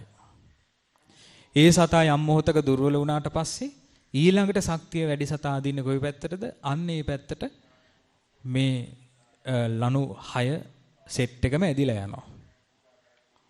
අන්න ඒක බුදුරජාණන් වහන්සේ දේශනා කළා බලවත් කෙනාගේ වසඟයට අනිත් සත්තු 5 දෙනාට යටත් වෙන්න සිද්ධ වෙනවා කියලා. උන්වහන්සේ දේශනා කළා මහණෙනි ආන්නේ වගේ තමයි අපේ ජීවිතේ. ආන්නේ වගේ තමයි අපේ ජීවිතේ වෙනස් දෙයක් නැහැ කියන එතන. ඒ තමයි බුදුරජාණන් වහන්සේ වදාලා ඒව මේවකෝ භික්කවේ යස්ස කස්සචි භික්කුණෝ කායගතා සති අභාවිතා අබහුලීකතා. කායගතා සතිය අභාවිත අබහුලීකත. ඒ කියන්නේ මේ කායानुපස්සනාව මනාකොට පුරුදු පුහුණු කරලා නැති පුද්ගලයෙක් ඉන්නවා නම් අන්න ඒ වෙලාවේදී ඒ කෙනාගේ තං චක්කු ආවිංජති මනාපිකේසු රූපේසු. දැන් ඒ කෙනාගේ ඇස කොහෙටද අදින්නේ? මනාප රූපේ යම් තැනකද එතෙන්ට ඇස ඇදිලා යනවා. හරියට නයා තුඹසට අදිනවා වගේ මනාප වූ රූපේ දෙසට අර සතර සතිපට්ඨානේ සිත පීඨව ගත්තේ නැති කෙනාගේ ජීවිතේ ඇදිලා යනවා කියනවා. ඇස ඇදිලා යනවා. ඊළඟට අමනාපිකස්ස රූපා පටික්කුලා හොಂತಿ. අමනාප වූ රූපේ පිළිකුල් කරනවා කියනවා. අමනාප රූපේ පැත්තට ඇදෙන්නේ නැහැ. මනාප රූපේ පැත්තට ඇදෙන්නේ. දැන් බලන්න දෙපැත්තෙම මඩ තියෙන කුඹුරක නියරක් තියෙනවා නම් අපි මඩේද යන්නේ නියරේද යන්නේ? නියරේනේ යන්නේ. ඒ මොකද මඩේ ගෑවුනොත් එimhe අපිට අපහසුයි. ඒ නිසා අමනාප පැත්තට නෙමෙයි ඇදෙන්නේ මනාප පැත්තටයි ඇදෙන්නේ. ඒ නිසායි අපිට නියර යන්න පුළුවන්. මඩයි නියරයි කියලා දෙකක් තිබුණ නැත්නම් අපි හැමතැනම යනවා. දැන් බලන්න පිට්ටනියක රවුම් යන්න පුළුවන්, හතරැස් විදියට යන්න පුළුවන්, ඕන විදියට යන්න පුළුවන්. පිට්ටනියක නේ කෙලින්ම යන්න ඕන කියලා එකක් නැහැ. නමුත් මඩ දෙකක් දෙපැත්තේ තියෙද්දි මඩලිය ඇදි දෙකක් මැදින් නියර තේනවා නම් මඩේ යන්නේ නැහනේ. කොහෙද යන්නේ? නියර යන්නේ. මොකද මනාප රූපයට තමයි සිත ඇදෙන්නේ. අමනාප රූපෙන් බැහැර වෙනවා. එතකොට ඔය අතරේ අපි හිතමු අපිට සද්දයක් ඇහෙනවා. එහෙම නැත්නම් සුවඳක් දැනෙනවා. යම්කිසි වටිනා දෙයක් අපිට පේනවා මඩේ තියෙනවා. එහෙම නැත්නම් වටිනා පහසක් ලබන්න පුළුවන් දෙයක් මඩේ තියෙනවා. එතකොට ඒ වෙලාවේදී නියර ඔස්සේ යන ඇසට වඩා ඇස නියර ඔස්සේ අරන් යන්න දෙන උදව්වට වඩා අර මඩේ තියෙන දෙයට තියෙන උදව්ව වැඩි වෙනවා. අන්න බලවත් වුණා වෙන සතෙක් දැන් ඒ පැත්තට ඇදිලා යනවා. දැන් බලන්න ওই විදිහටම තමයි අපි මුළු මහත් ජීවිතේම ගත කරන්නේ. ඉතින් බුදුරජාණන් වහන්සේ වදාලා ඒ විදිහටම සෝතං ආවිඤ්ජති මනාපිකේසු සද්දේසු මේ කන ඇදිලා යනවා කියනවා මනාප වූ ශබ්දයන්ට. අමනාපිකස්ස සද්දා පටික්කෝලා හොಂತಿ අමනාප වූ ශබ්දයන්ගෙන් සිත පිළිකුල් කරලා ඈත් වෙලා යනවා කියනවා. ඊළඟට වදාලා ගානං ආවිඤ්ජති මනාපිකේසු ගන්ධේසු මේ නාසය ඇදිලා යනවා කියනවා මනාප ගන්ධයන් වෙතට. අමනාපිකස්ස ගන්ධා පටික්කෝලා හොಂತಿ අමනාප ගන්ධයන්ගෙන් ඈත් වෙනවා නාසය. ජීවහා ආවිඤ්ජති මනාපිකේසු රසේසු මේ දිව ඇදිලා යනවා කියනවා මනාප රසයන්ට. අමනාපිකස්ස රසා පටික්කෝලා හොಂತಿ අමනාප රසයන්ගෙන් නම් දිව ඈත් වෙනවා කියනවා. කායෝ ආවිඤ්ජති මනාපිකේසු පොට්ටබ්බේසු කය ඇදිලා යනවා කියනවා මනාප ස්පර්ශයන්ට පහසට. අමනාපිකස්ස පොට්ටබ්බා පටික්කෝලා හොಂತಿ අමනාප වූ ස්පර්ශයන්ගෙන් පහසින් ඒකට කැමති නෑ ඈත් වෙලා යනවා පිළිකුල් කරනවා. මනෝ ආවිඤ්ජති මනාපිකේසු ධම්මේසු මනස ඇදිලා යනවා කියනවා මනාප ධර්මයන්ට. අමනාපිකස්ස ධම්මා පටික්කෝලා හොಂತಿ අමනාප ධර්මයන් පිළිකුල් කරනවා කියනවා. දැන් බලන්න උත්සව සාධකයට ගියාට පස්සේ ඔය දැකලා තියෙනවද මේ බුෆේ ක්‍රමයට කැම තියලා තියෙනවා. හොඳට බලන්න පුළුවන් මනාපික රසයට ඇදිලා යන්නේ කොතනද? කොයි ආකාරයෙන්ද? අමනාප රසයෙන් ඈත් වෙන්නේ කොහොමද? අමනාප රසයක් තියෙනවා නම් කොහේ හරි තැනක හිතෙන්ට යන්නේ නැවත යන්නේ කොතෙන්ද බෙදා ගන්න. මනාප රසයේ තියෙන කොතෙන්ද එතෙන්ට යනවා. එතෙන්ට ගියාට පස්සේ මනාප රස සහිත කෑම જાති ඉවර නම් සතුටක් දෙන්නේ දුකක් දෙන්නේ? දුකක් එනවා. වටපිට බලනවා නැවත වතාවක් ගෙනල්ලා දායිද? කුස්සියෙත් ඉවරද? ඒ කොයි පැත්තටද මේ ඇදිලා යන්නේ? මනාප වූ දෙයට සිත ඇදිලා යනවා. දැන් බලන්න ඔබ පොඩ්ඩක් හිතෙන් මවාගෙන මේ සත්තු 6 දෙනා ගැට ගහලා මැදට එකට ගැටයක් තියෙනකොට බලවත් සතාගේ පැත්තට තමයි පද්ධතිය යන්නේ. බලවත් සතාගේ පැත්තට. දැන් බලන්න අපි මුළු මහත් දවසක්ම ගත කරද්දී ඒ පැත්තට ඇවිදිනවා මේ පැත්තට ඇවිදිනවා කවුරු හරි කතා කරද්දී ඒ පැත්තට යනවා ඊළඟට රස්නේ නම් සෙවණකට යනවා දාඩිය නම් සිසිලක් තියෙන තැනකට යනවා ඊළඟට අපිට සුවඳක් આવොත් ගඳක් නම් සුවඳක් තියෙන තැනකට යනවා අමිහිරි දෙයක් කතා කරන තැනක් නම් මිහිරි දෙයක් කතා කරන තැනකට යනවා. දැන් මේ සිද්ධ වෙන්නේ මොකක්ද? මේ සත්තු 6 දෙනාගේ කතාව මේ තියෙන්නේ. එතකොට හැම දෙනෙක් ළඟම මේ සත්තු 6 දෙනාගේ ස්වභාවය තියෙනවා. හැමෝම ළඟ තියෙනවා. නැතුව මේ දැන් අපිට හිතෙනවානේ මම යනවා. මම ගිහින් කෑම බෙදා ගන්නවා. මම යනවා. මට රස්නේ. මම යනවා ෆෑන් එකක් තියෙන තැනකට. ඊළඟට මෙතන කතාව මට අල්ලන්නේ මයි යනවා මීට වඩා හොඳට කතා කරන තැනකට. මේ රූප හරි අමිහිරි මම යනවා ලස්සන දෙයක් බලන්න මම යනවා සෑය දිහා බලාගෙන ඉන්න. එතකොට මොකද්ද මේ තියෙන්නේ? මම යනවා කියලා එකක්ද තියෙන්නේ? නෑ ප්‍රිය ස්වરૂප වූ රූපයට සිත ඇදී යනවා. ඒ නිසා බලවත් උනේ ඇසනම් රූපය ඔස්සේ ඇවිදගෙන යනවා. බලවත් උනේ ශබ්දේ නම් ශබ්දය අහන්නේ මේ පැත්තට ඇවිදගෙන යනවා. බලවත් උනේ සුවඳ නම් සුවඳ කොයි දිශාවෙද කියලා බලන්නේ මේ පැත්තට යනවා. බලවත් උනේ රසය නම් රසය කොයි දිශාවෙද කියලා බලන්නේ මේ පැත්තට යනවා. බලවත් උනේ පහස නම් ඒ පහස ලබන්නේ මේ පැත්තට යනවා. බලවත් උනේ සිතවිලි නම් ඒක හිත හිත ඉන්න ඔක්කොම නවත්තලා පැත්තකට වෙලා ඉඳගෙන කල්පනා කර කර ඉන්නවා. කල්පනා කර කර ඉන්න එක නම් බලවත් වැඩ කරනවාද මේ මිනිස්සයා? වැඩ කරන්නේ නැහැ. කන එකත් අඩු වෙනවා. සාමාන්‍ය වැඩපලත් අඩු වෙනවා. එයා මොකද කරන්නේ? බලාගත්තත බලාගෙන කල්පනා කර කර ඉන්නවා. මොකද එයාගේ හිත ඇදිලා ගියේ කොහෙටද? කල්පනා ලෝකයේ පැත්තට, මනෝ ලෝකයට. බලන්න මේ සය ආකාරයට නෙවෙයිද අපේ ජීවිතය යන්නේ කියලා. මේ සත්තු 6 දෙනා අදින පැත්තට උපනුපන් සංසාරි පුරාවට අපි ඇදිලා ගියා. අදටත් ඇදි යනවා. මෙහෙම ඇදි ගියොත් එහෙම අපිට මේ සංසාර දුකින් ගැලවීමක් නැහැ. අසංවර භාවයෙන් හිටියොත්. ආනේකයි බුදුරජාණන් වහන්සේ වදාළේ අසංවර භාවයේ දැනගෙන අසංවර භාවයෙන් නිදහස් වෙන්න ඕනේ. ඒ නිදහස් වුණොත් තමයි අපිට රැකවරණය ඉන්නේ. ඉතින් බුදුරජාණන් වහන්සේ වදාලා ඒවංකෝ භික්කවේ අසංවරෝ හෝති. මහණෙනි මෙන්න මේකටයි අසංවර වෙනවා කියලා කියන්නේ. කතංච භික්කවේ සංවරෝ හෝති. මහණෙනි මොකක්ද එතකොට සංවර භාවය? සංවර භාවය තමයි ඉද භික්කවේ භික්ඛු චක්කුණා රූපං දිස්වා පිය රූපේ නාදි මුච්චති.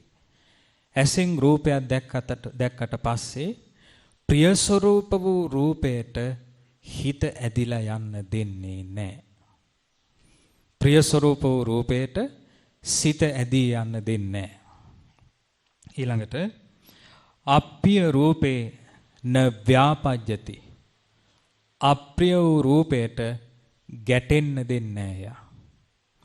ප්‍රිය රූපයට සිත ඇදී යන්න දෙන්නේ නැහැ. අප්‍රිය රූපයට ගැටෙන්න දෙන්නේ නැහැ. මේක මෙහෙම මම ඇලෙන්නේ නැතුව ඉන්නවා ගැටෙන්නේ නැතුව ඉන්නවා කියලා හිතුවට කරන්න බෑ. එහෙම කරන්න බෑ ඒක. මම මේ ලස්සන රූපෙට ඇලෙන්නේ නැතුව ඉන්නවා. මම මේ අප්‍රිය රූපෙට ගැටෙන්නේ නැතුව ඉන්නවා. එහෙම හිතුවට මේක කරන්න බෑ. මේකට ඕනි ධර්මය. දැන් ඇලෙන්නේ නැතුව ඉන්නවා ගැටෙන්නේ නැතුව ඉන්නවා කියන එක නිගණ්ඨනාතටත් කරන්න පුළුවන්. හිතන්න පුළුවන්. හැබැයි නිගණ්ඨනාතලාට ඒක කරන්න ධර්මයක් නැහැ. ඒ නිසා ඒගොල්ලෝ කරන්නේ කාගෙන ඉන්න එක. කාගෙන ඉන්නවා. ඇලෙන්න දෙන්නේ නැතුව ගැටෙන්න දෙන්නේ නැතුව. නමුත් දැන් බුදුරජාණන් වහන්සේ ඇලෙන්නේ නැතුව ගැටෙන්නේ නැතුව වාසය කරන්න ධර්මයක් වදාලා. දැන් අපිට ධර්මය අවශ්‍ය වෙන්නේ මේ වෙලාවට. සංවර කරගන්නට ධර්මය අවශ්‍යයි. ඉතින් බුදුරජාණන් වහන්සේ වදාලා උපට්ඨිත කාය සතිච විහෙරති අප්පමාන චේතසෝ. කායගත සතියේ සිත පිහිටුවාගෙන වාසය කරනවා අප්‍රමාණ වූ සිතක් සහිතව. පටු සිතකින් නෙවෙයි. අප්‍රමාණ සිතකින් කායගත සතියේ සිත පිහිටුවාගෙන වාසය කරනවා. ආන්නේ ඒක තමයි ධර්මය. එතකොට මේ ප්‍රශ්نين ගැලවෙන තියෙන ධර්ම කොටස මොකක්ද? කායගත සතියේ සිත පිහිටුවාගෙන වාසය කරනවා පටු සිතකින් නොවේ අප්‍රමාණ වූ සිතකින්. දැන් පටු සිතකින් කායනුපස්සනාව ඉන්න කෙනා මේ ජීවිතයේ ශරීරය ගැන විතරයි හිතන්නේ.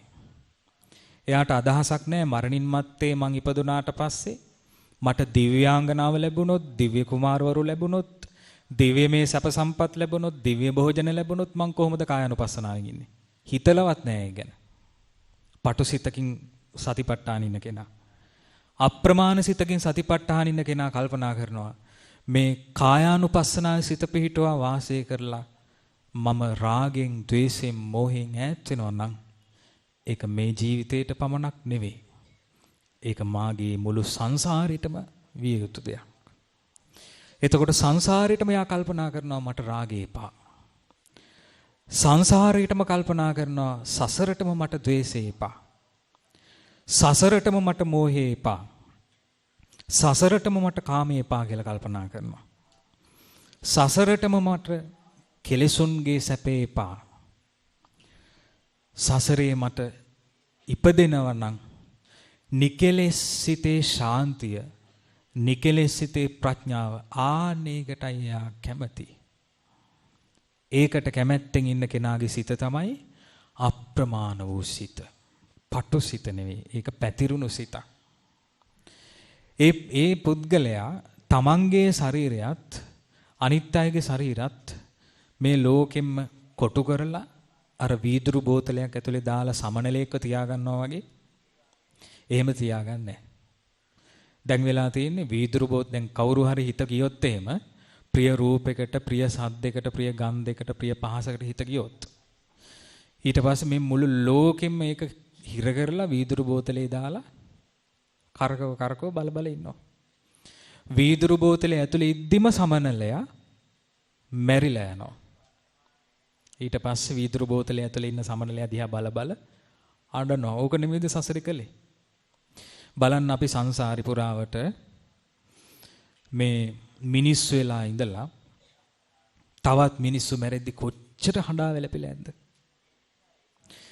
ඊළඟට සත්තු වෙලා ඉපදිලා තමන්ගේ පැටව මැරෙද්දි නැත්තම් තමන්ගේ ස්වාමි භාර්යාව මැරෙද්දි කොච්චර අඬන්නේ නැද්ද? වැළපෙන සත්තු කොච්චර ඉන්නවද? දුක් වෙන සත්තු. එතකොට සසර පුරාවටම කොටු කරගත්ත මානසිකත්වයමයි තිබ්බේ. ආන්නේ නිසා බුදුරජාණන් වහන්සේ වදාළ සතර සතිපට්ඨාන සිත පිහිටවගෙන සිත අප්‍රමාණ ලෙස පතුරවන්න ඕනේ. එතකොට තමයි තේරෙන්නේ මේ කාමයට සීමාවක් නැහැ.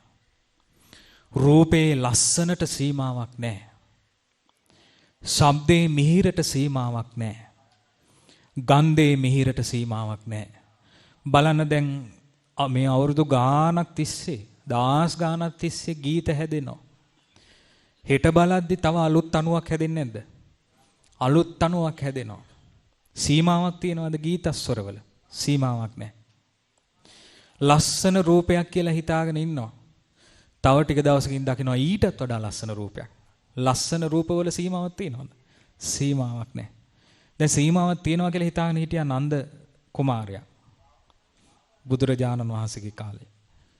ජනපද කල්යාණි තමයි සීමාව කියලා හිතන් හිටියා. බුදුරජාණන් වහන්සේ මොකද කළේ? සීමාවෙන් එහාට අරන් ගිහලා පෙන්නවා. ඔන්න ඕක ওই සීමාව ඇතුළේ විතරක් නෙමෙයි තියෙන්නේ කියලා. දිව්‍ය ලෝකේ ඉන්න දිව්‍යාංගනාව පෙන්නුවට පස්සේ තමයි නන්ද කුමාරයාට තේරුනේ මම මේ තියාගෙන හිටියේ මේ හිර කරගෙන හිතේ වැඳිරියක් වගේ කෙනෙක් නේ. නිකම්ම නිකන් වැඳිරියක් නෙමෙයි පිච්චුණු වැඳිරියක්. එතකොට බලන්න සාපේක්ෂව බලනකොට එකකට එකක් තවත් එකක් එක බලද්දි ලස්සනයි. තවත් එකක් එක බලද්දි කැතයි. වෙන එකක් එක බලද්දි අර ලස්සන එක ආයි කැතයි. එතකොට මේ ප්‍රිය ස්වરૂප මිහිරි ස්වરૂපෝ දෙහිහි සීමාවක් නැහැ. හරියට මිරිඟුවක් වගේ. කොයිතරම් මිරිඟුව පසුපස හඹා ගියත් මිරිඟුව අපිට ලැබෙන්නේ නැහැ.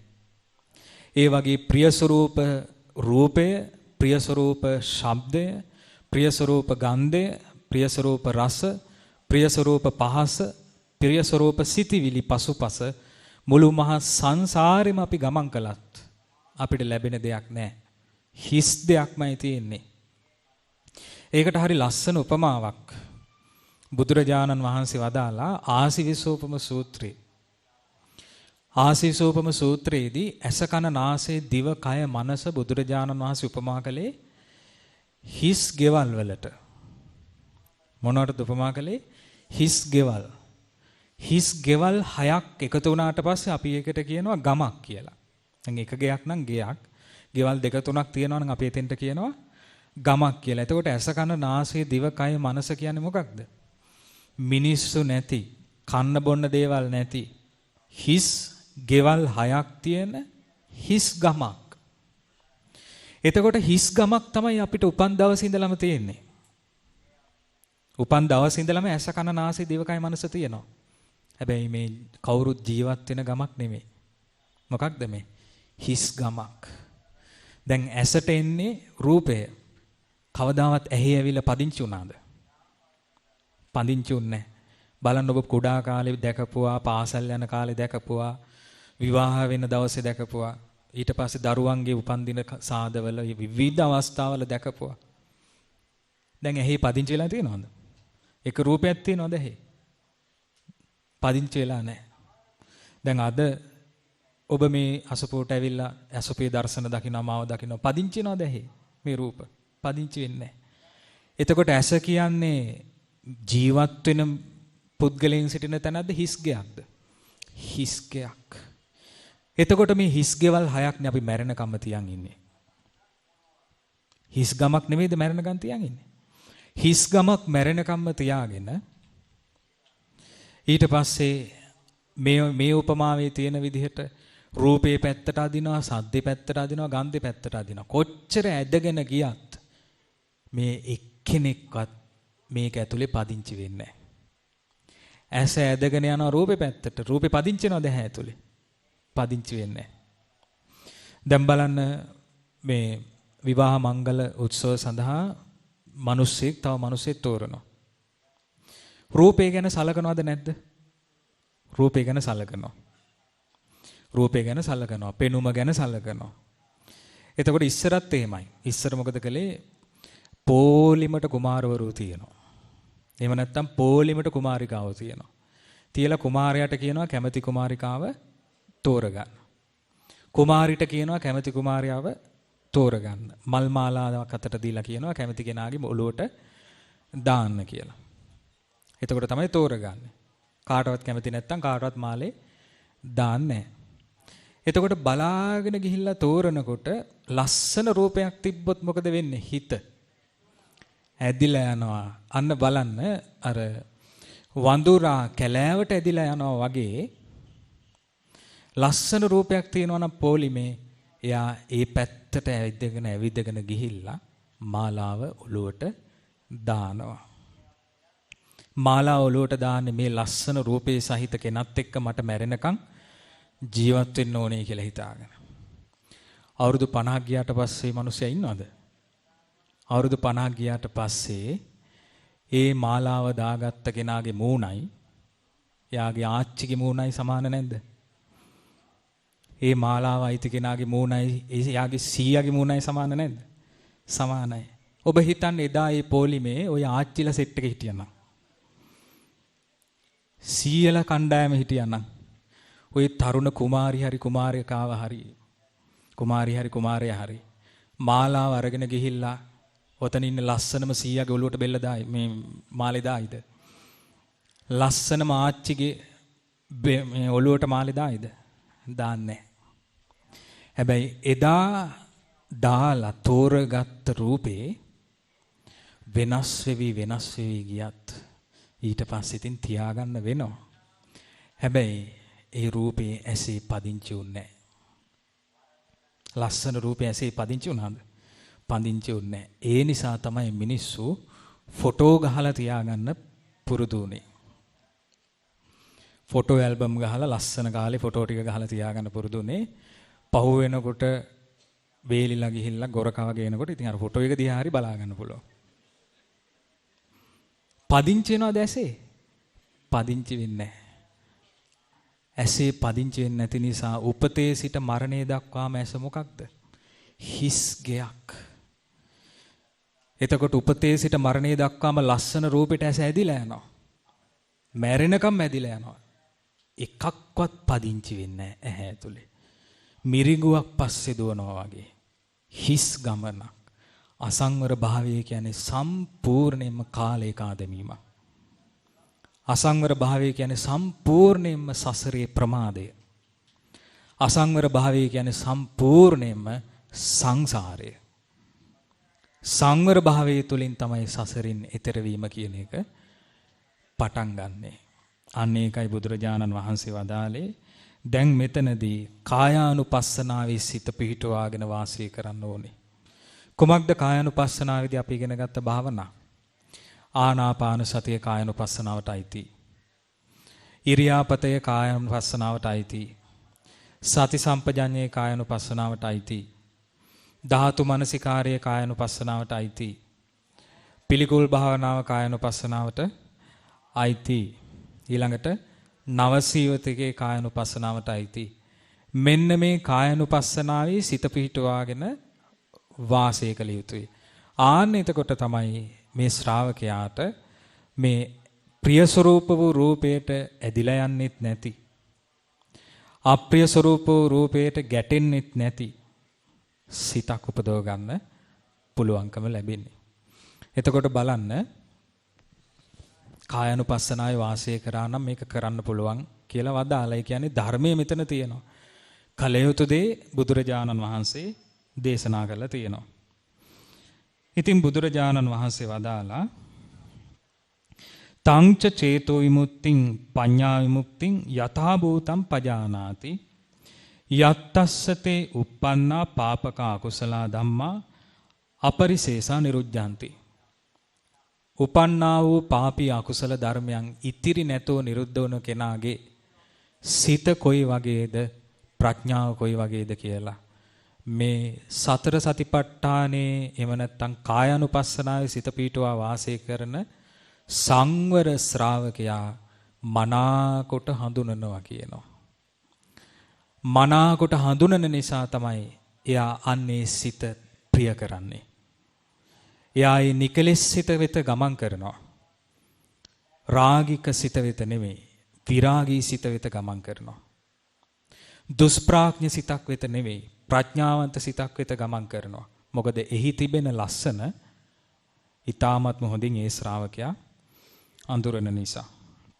ඉතින් බුදුරජාණන් වහන්සේ වදාලා අන්නේ විදිහටම සෝතේන සද්දං සුත්වා, මේ කනෙන් ශබ්දයක් අහලත් ඒ විදිහට සතර සතිපට්ඨාන හිත පීඨවගෙන සංවර වෙන්න ඕනේ.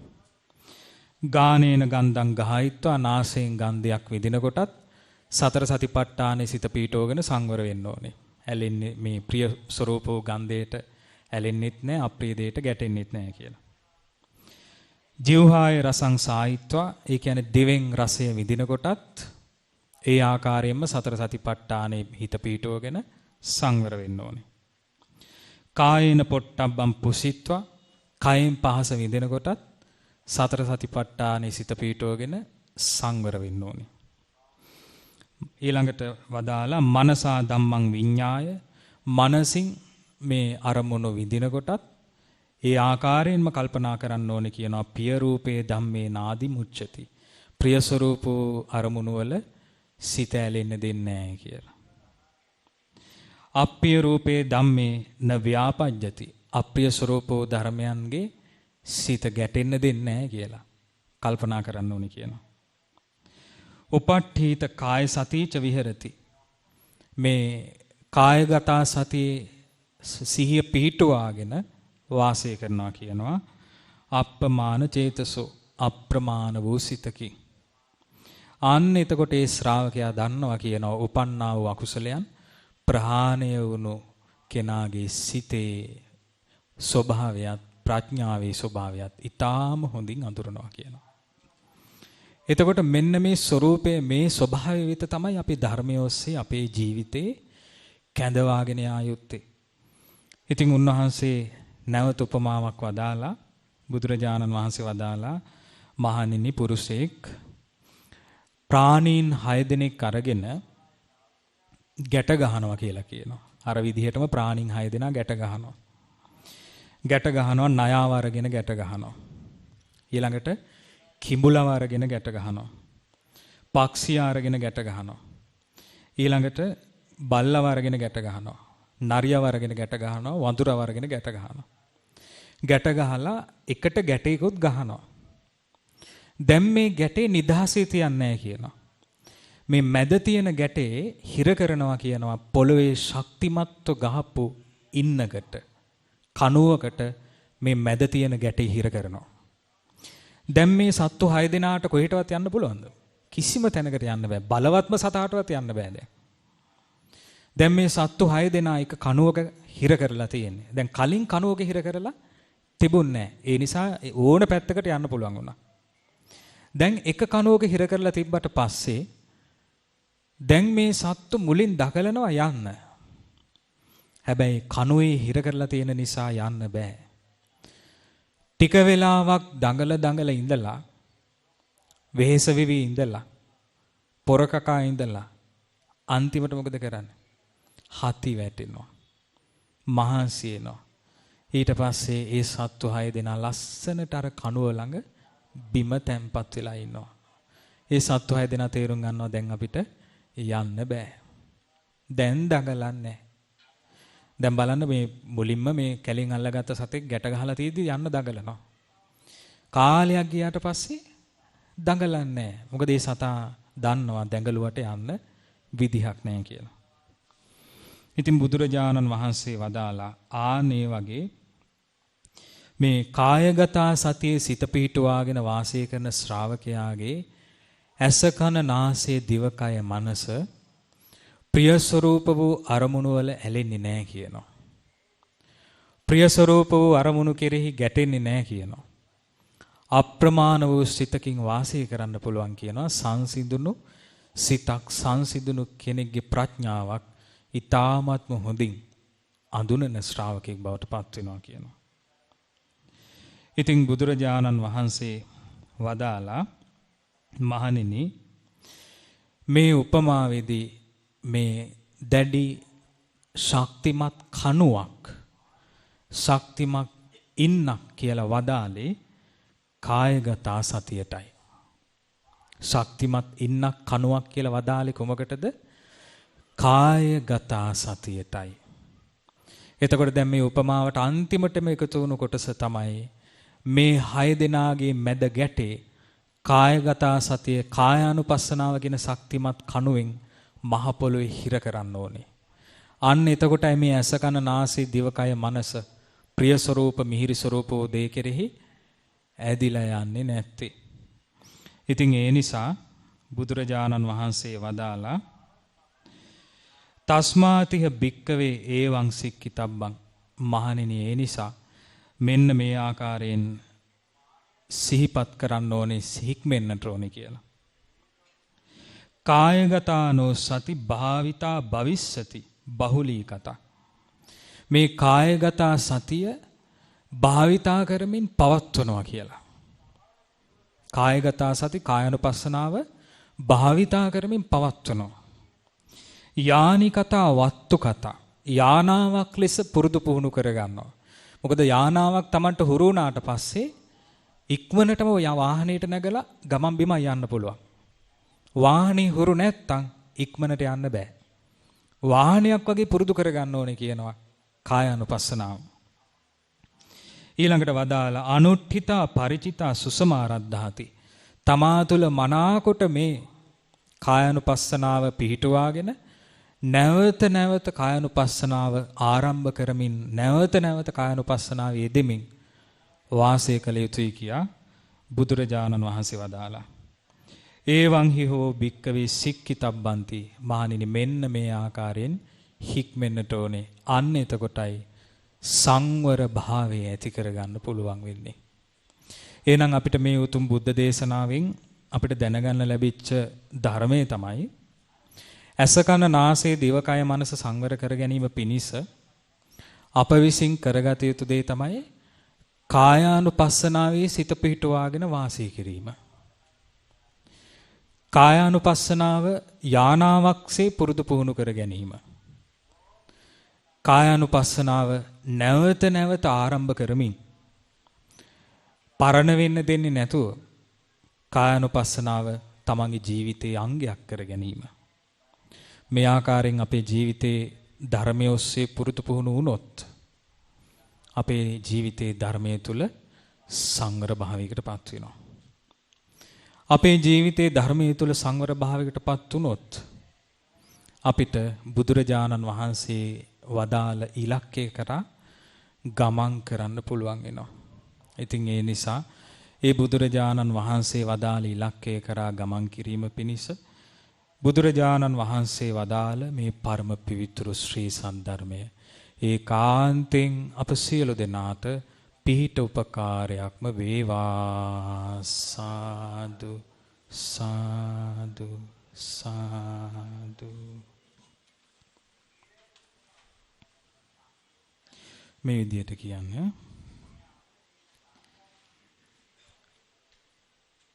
පළමුව ගෞතම මුනිඳු අඳින්ටයි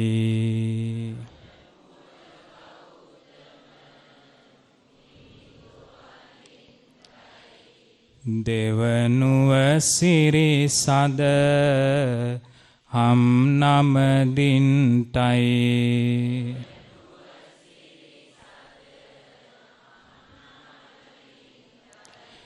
තෙවනුව මහ සංඝ රුවන වඳින්ටයි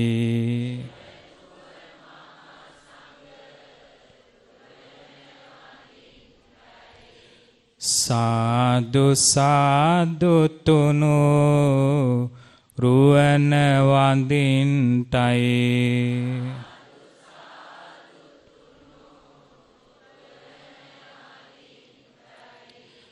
අප ගෞතම මුනි දුට පෙර වැඩ සිටි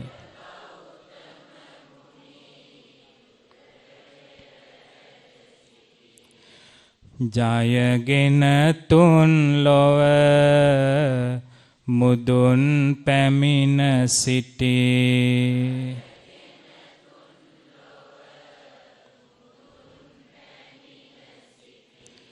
සම්බුදු බලයෙන් සැමටම වැඩි හිටි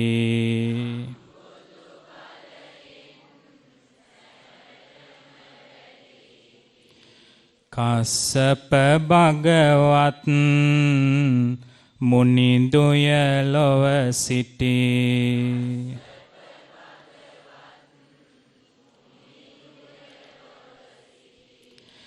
ඒකස්සප සම් බුදු උතුමන්නේ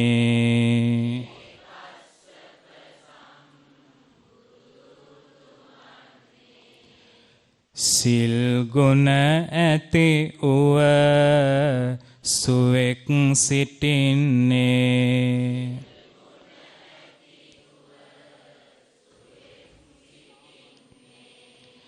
නිති උවටන් මුනි රජුට කරන්නේ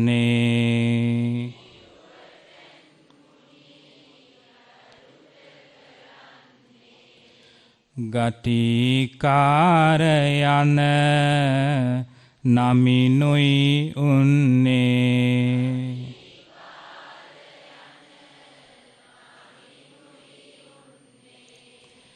නිත්තන්ද මාපිය නට සලකන්නේ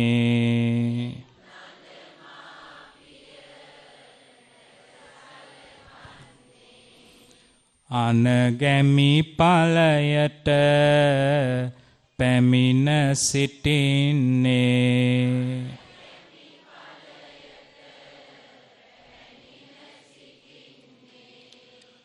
තුනුරුවනට දිවි කැප කරමින්නේ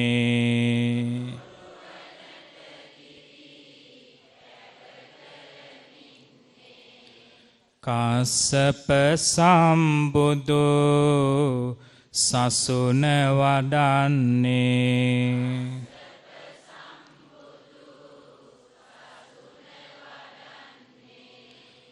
අප මහ බෝසත් එකල උපන්නේ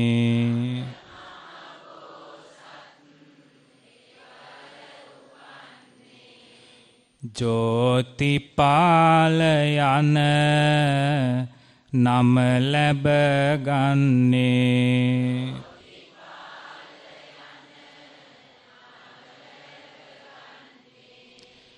ගටිකාර හට මිතුරුව ඉන්නේ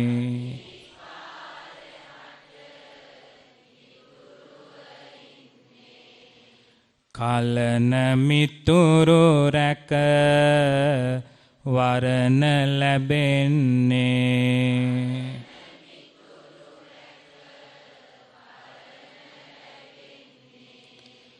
ගටිකාරමෙත් ගුණපතුරන්නේ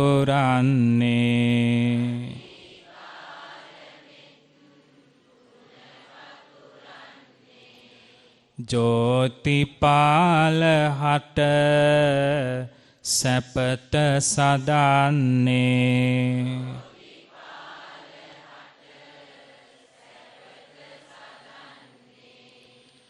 කසුප් බුදුන් වෙත ඔහුගෙන යන්නේ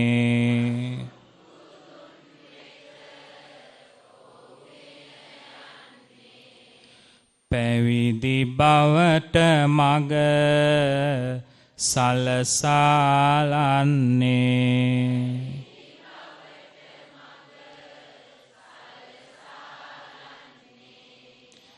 පුරනා දස පෙරෝ මන්ද පිරෙන්නේ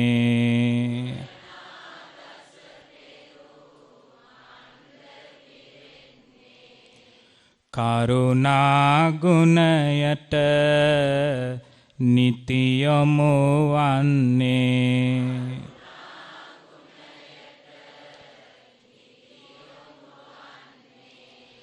සරණා සසරට පින් රැස් වන්නේ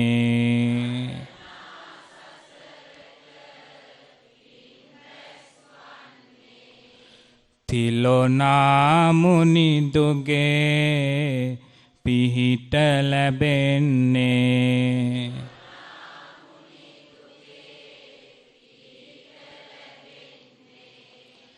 කස්සප බුදු සමී දුගේ බුදු සසුනේ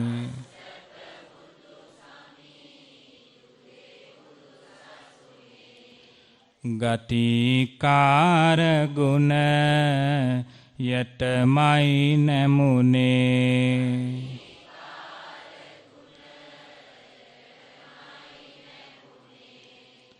මුලා නොවී නිව නට යන ගමනේ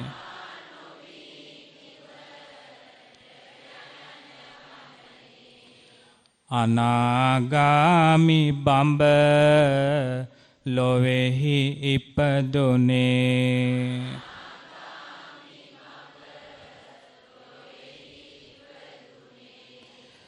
අපබෝසත් අබේ නික්මන් කළ විට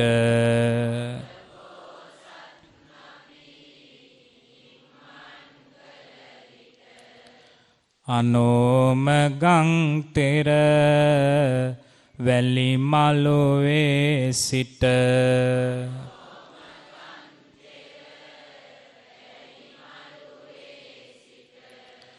කුමරුන් ගිහි වෙස අත්හරිනා විට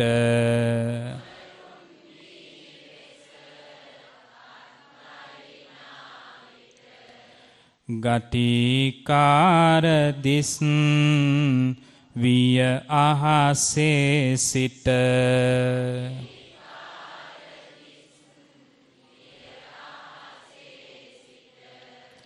ගටිකාර බඹෝ අහසින් එන්නේ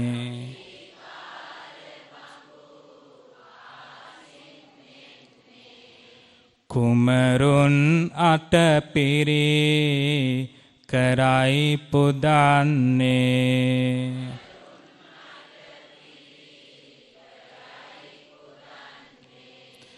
පැවිදි වෙසින් කුමරුන් සැරසෙන්නේ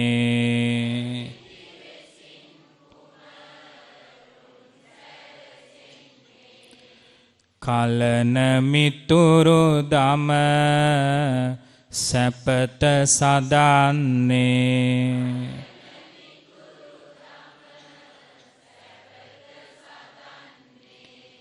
ගටිකාර බඹෝ බඹ විහරණ ඇති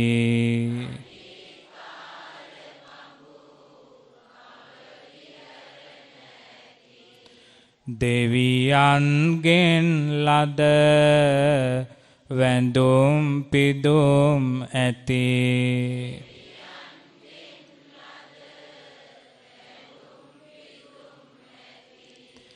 අප දෙස බලනා කරුණානෙත් ඇති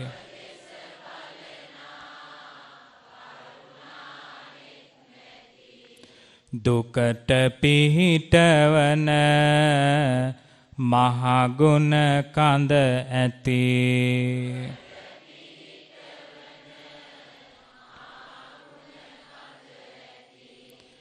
ගතිකාර යන නමට වඳින්නේ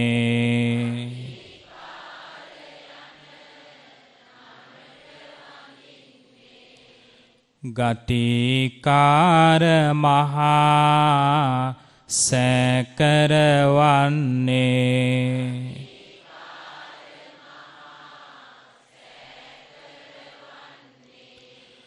ගෞතම මුනිධාතුන් පිහිටන්නේ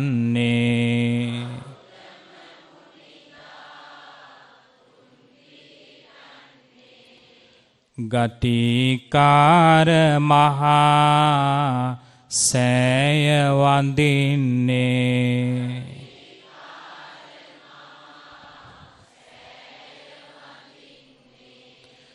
රන් වියනින් සෑ ගැබ සරසන්නේ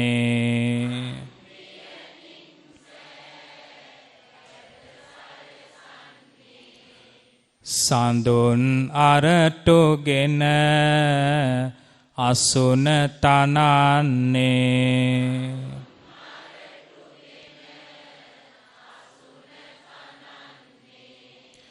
රන් කරඬුවේ මුනි ධාතු පුදන්නේ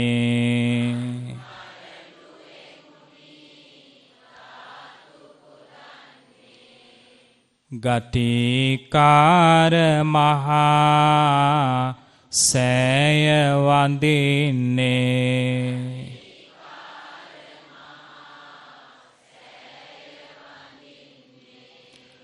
රන්පත් මත බුදු බණලිය වෙන්නේ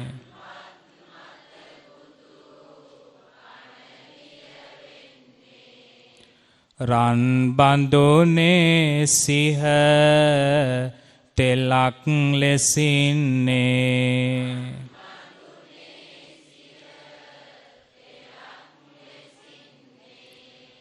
ගටිකාර මහා බඹුන් නමින්නේ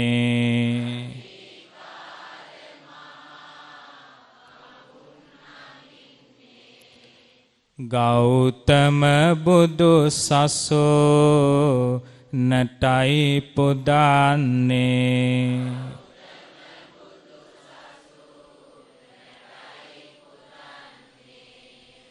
අපමුනි දුගේ බුදු උපත පුදන්නේ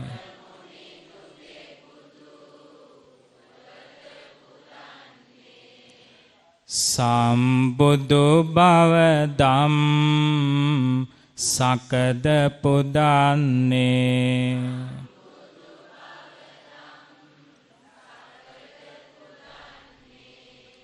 පිරිනිවනට මල් අසුන පුදන්නේ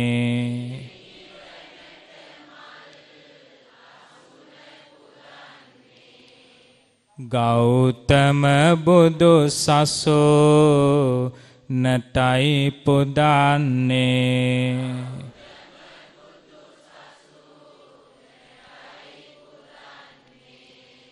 සිංගිති සෑය අට කින් සරසන්නේ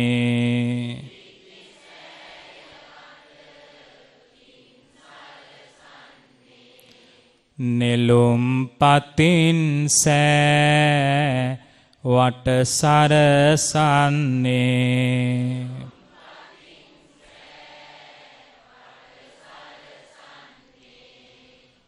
අහසින් වඩිනා සෑවිලසින්නේ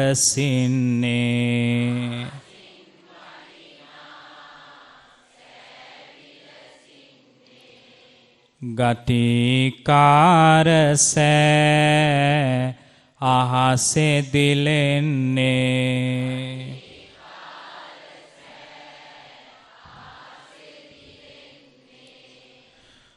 බුදු ගුණ බඹලොව දසට දිලේවා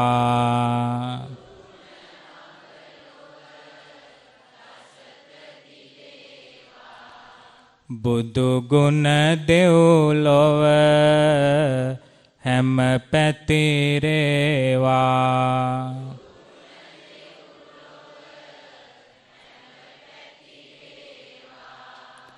බුදු ගුණ මනුලොව සුවඳ කෙරේවා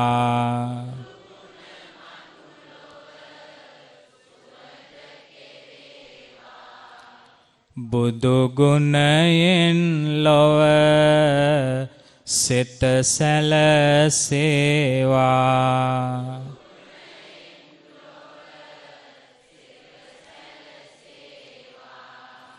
මල් වරුසා අහා සේ පැතිරේවා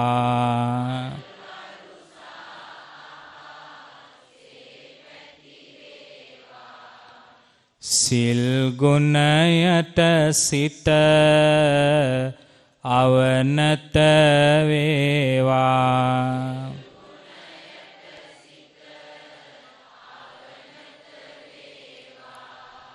ගෞතම සම්බුදු සසුන දිලේවා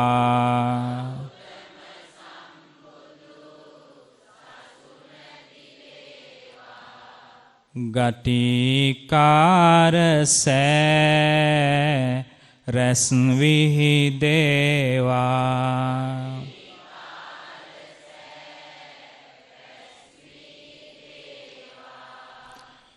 මලින් පුදා මහා සෑය වඳින්ටයි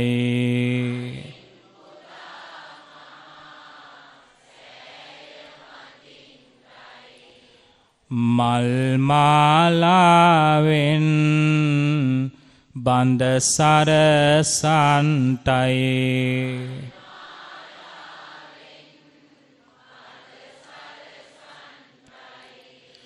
පුන් කලසින් සෑ වට සරසන්ටයි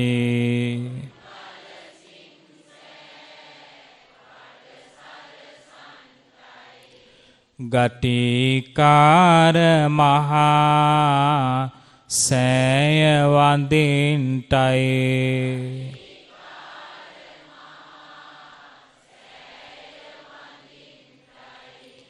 සුවඳ දුමින් මහා සෑය පුදන්ටයි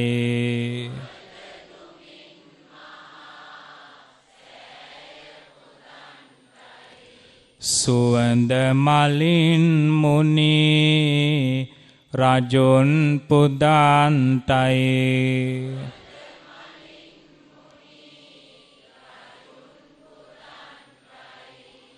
ගටිකාර බඹ හට පින් දෙන්ටයි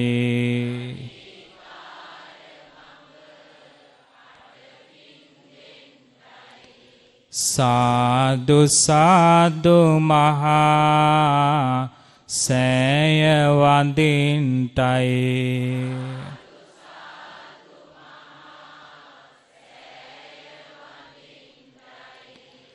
ගටිකාර මහා බඹුන් වඩින්ටයි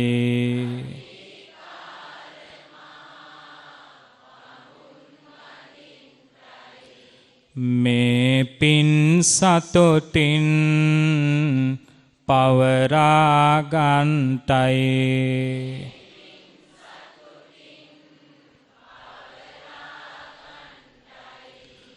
අප වෙත මෙත් කරෝ නායොමු වෙන්ටයි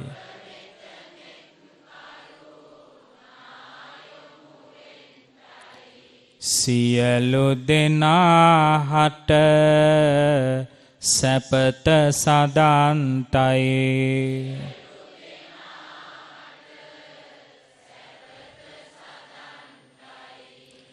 හැම දෙවියන් මේ පින් අරගන්ටයි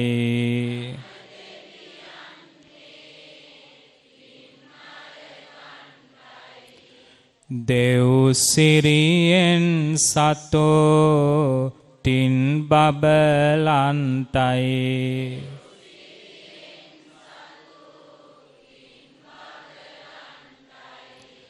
අප හැම දෙන නිතියෙන් සුරකින්ටයි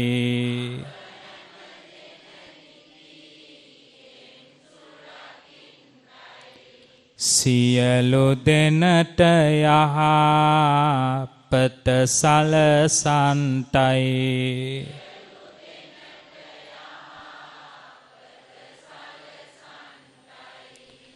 දුක් බිය දුරු වී සැපත සැදේවා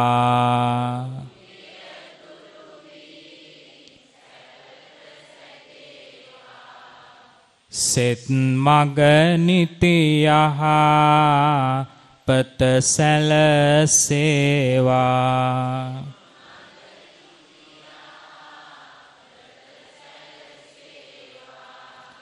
රැස් වූ පින පසෝ පස පැමිණේවා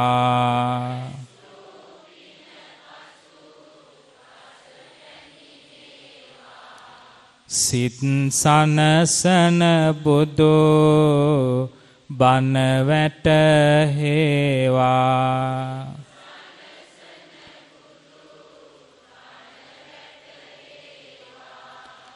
සිල් ගුණයට සිත අවනත වේවා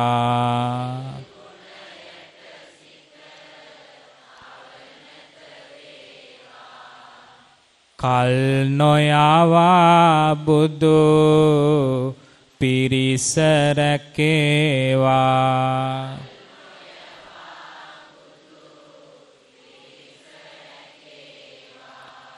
මුල් බැසගෙන සම් බුදු ගුණ ගාවා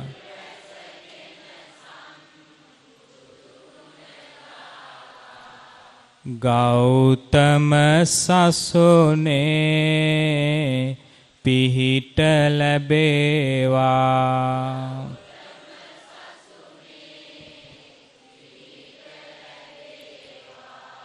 ගෞතම සසුනේ පිහිට ලැබේවා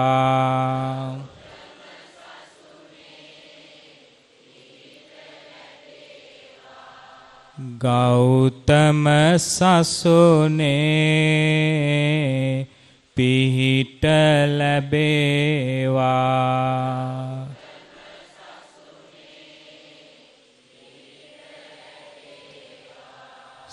සාදු සාදු සාදු පුණ්‍ය අනුමෝදනාව අද බිනරපුන් පොහෝ දින ශ්‍රද්ධා නාලිකාවේ විකාශන කටයුතු සඳහා දායකත්වයේ දරන්නේ තම පියාණන්ගේ ජන්මදිනය නිමිත්තෙන් ඇමරිකාවේ පදිංචි පින්වත් දේශිකා වික්‍රමසිංහ මෙනෙවිය විසින් ඉතින් එතුමියගේ පියාණන්ට නිදුක් නිරෝගී සුවපත් භාවය ලැබේවා දිගාසිරි සම්පත් සැලසේවා එතුමියටත් එතුමියගේ පවුලේ සියලු දෙනාටත් චතුරාර්ය සත්‍ය ධර්මය අවබෝධ කරගන්නට මේ සියලු පින් හේතු වාසනා වේවා. සාදු සාදු සාදු.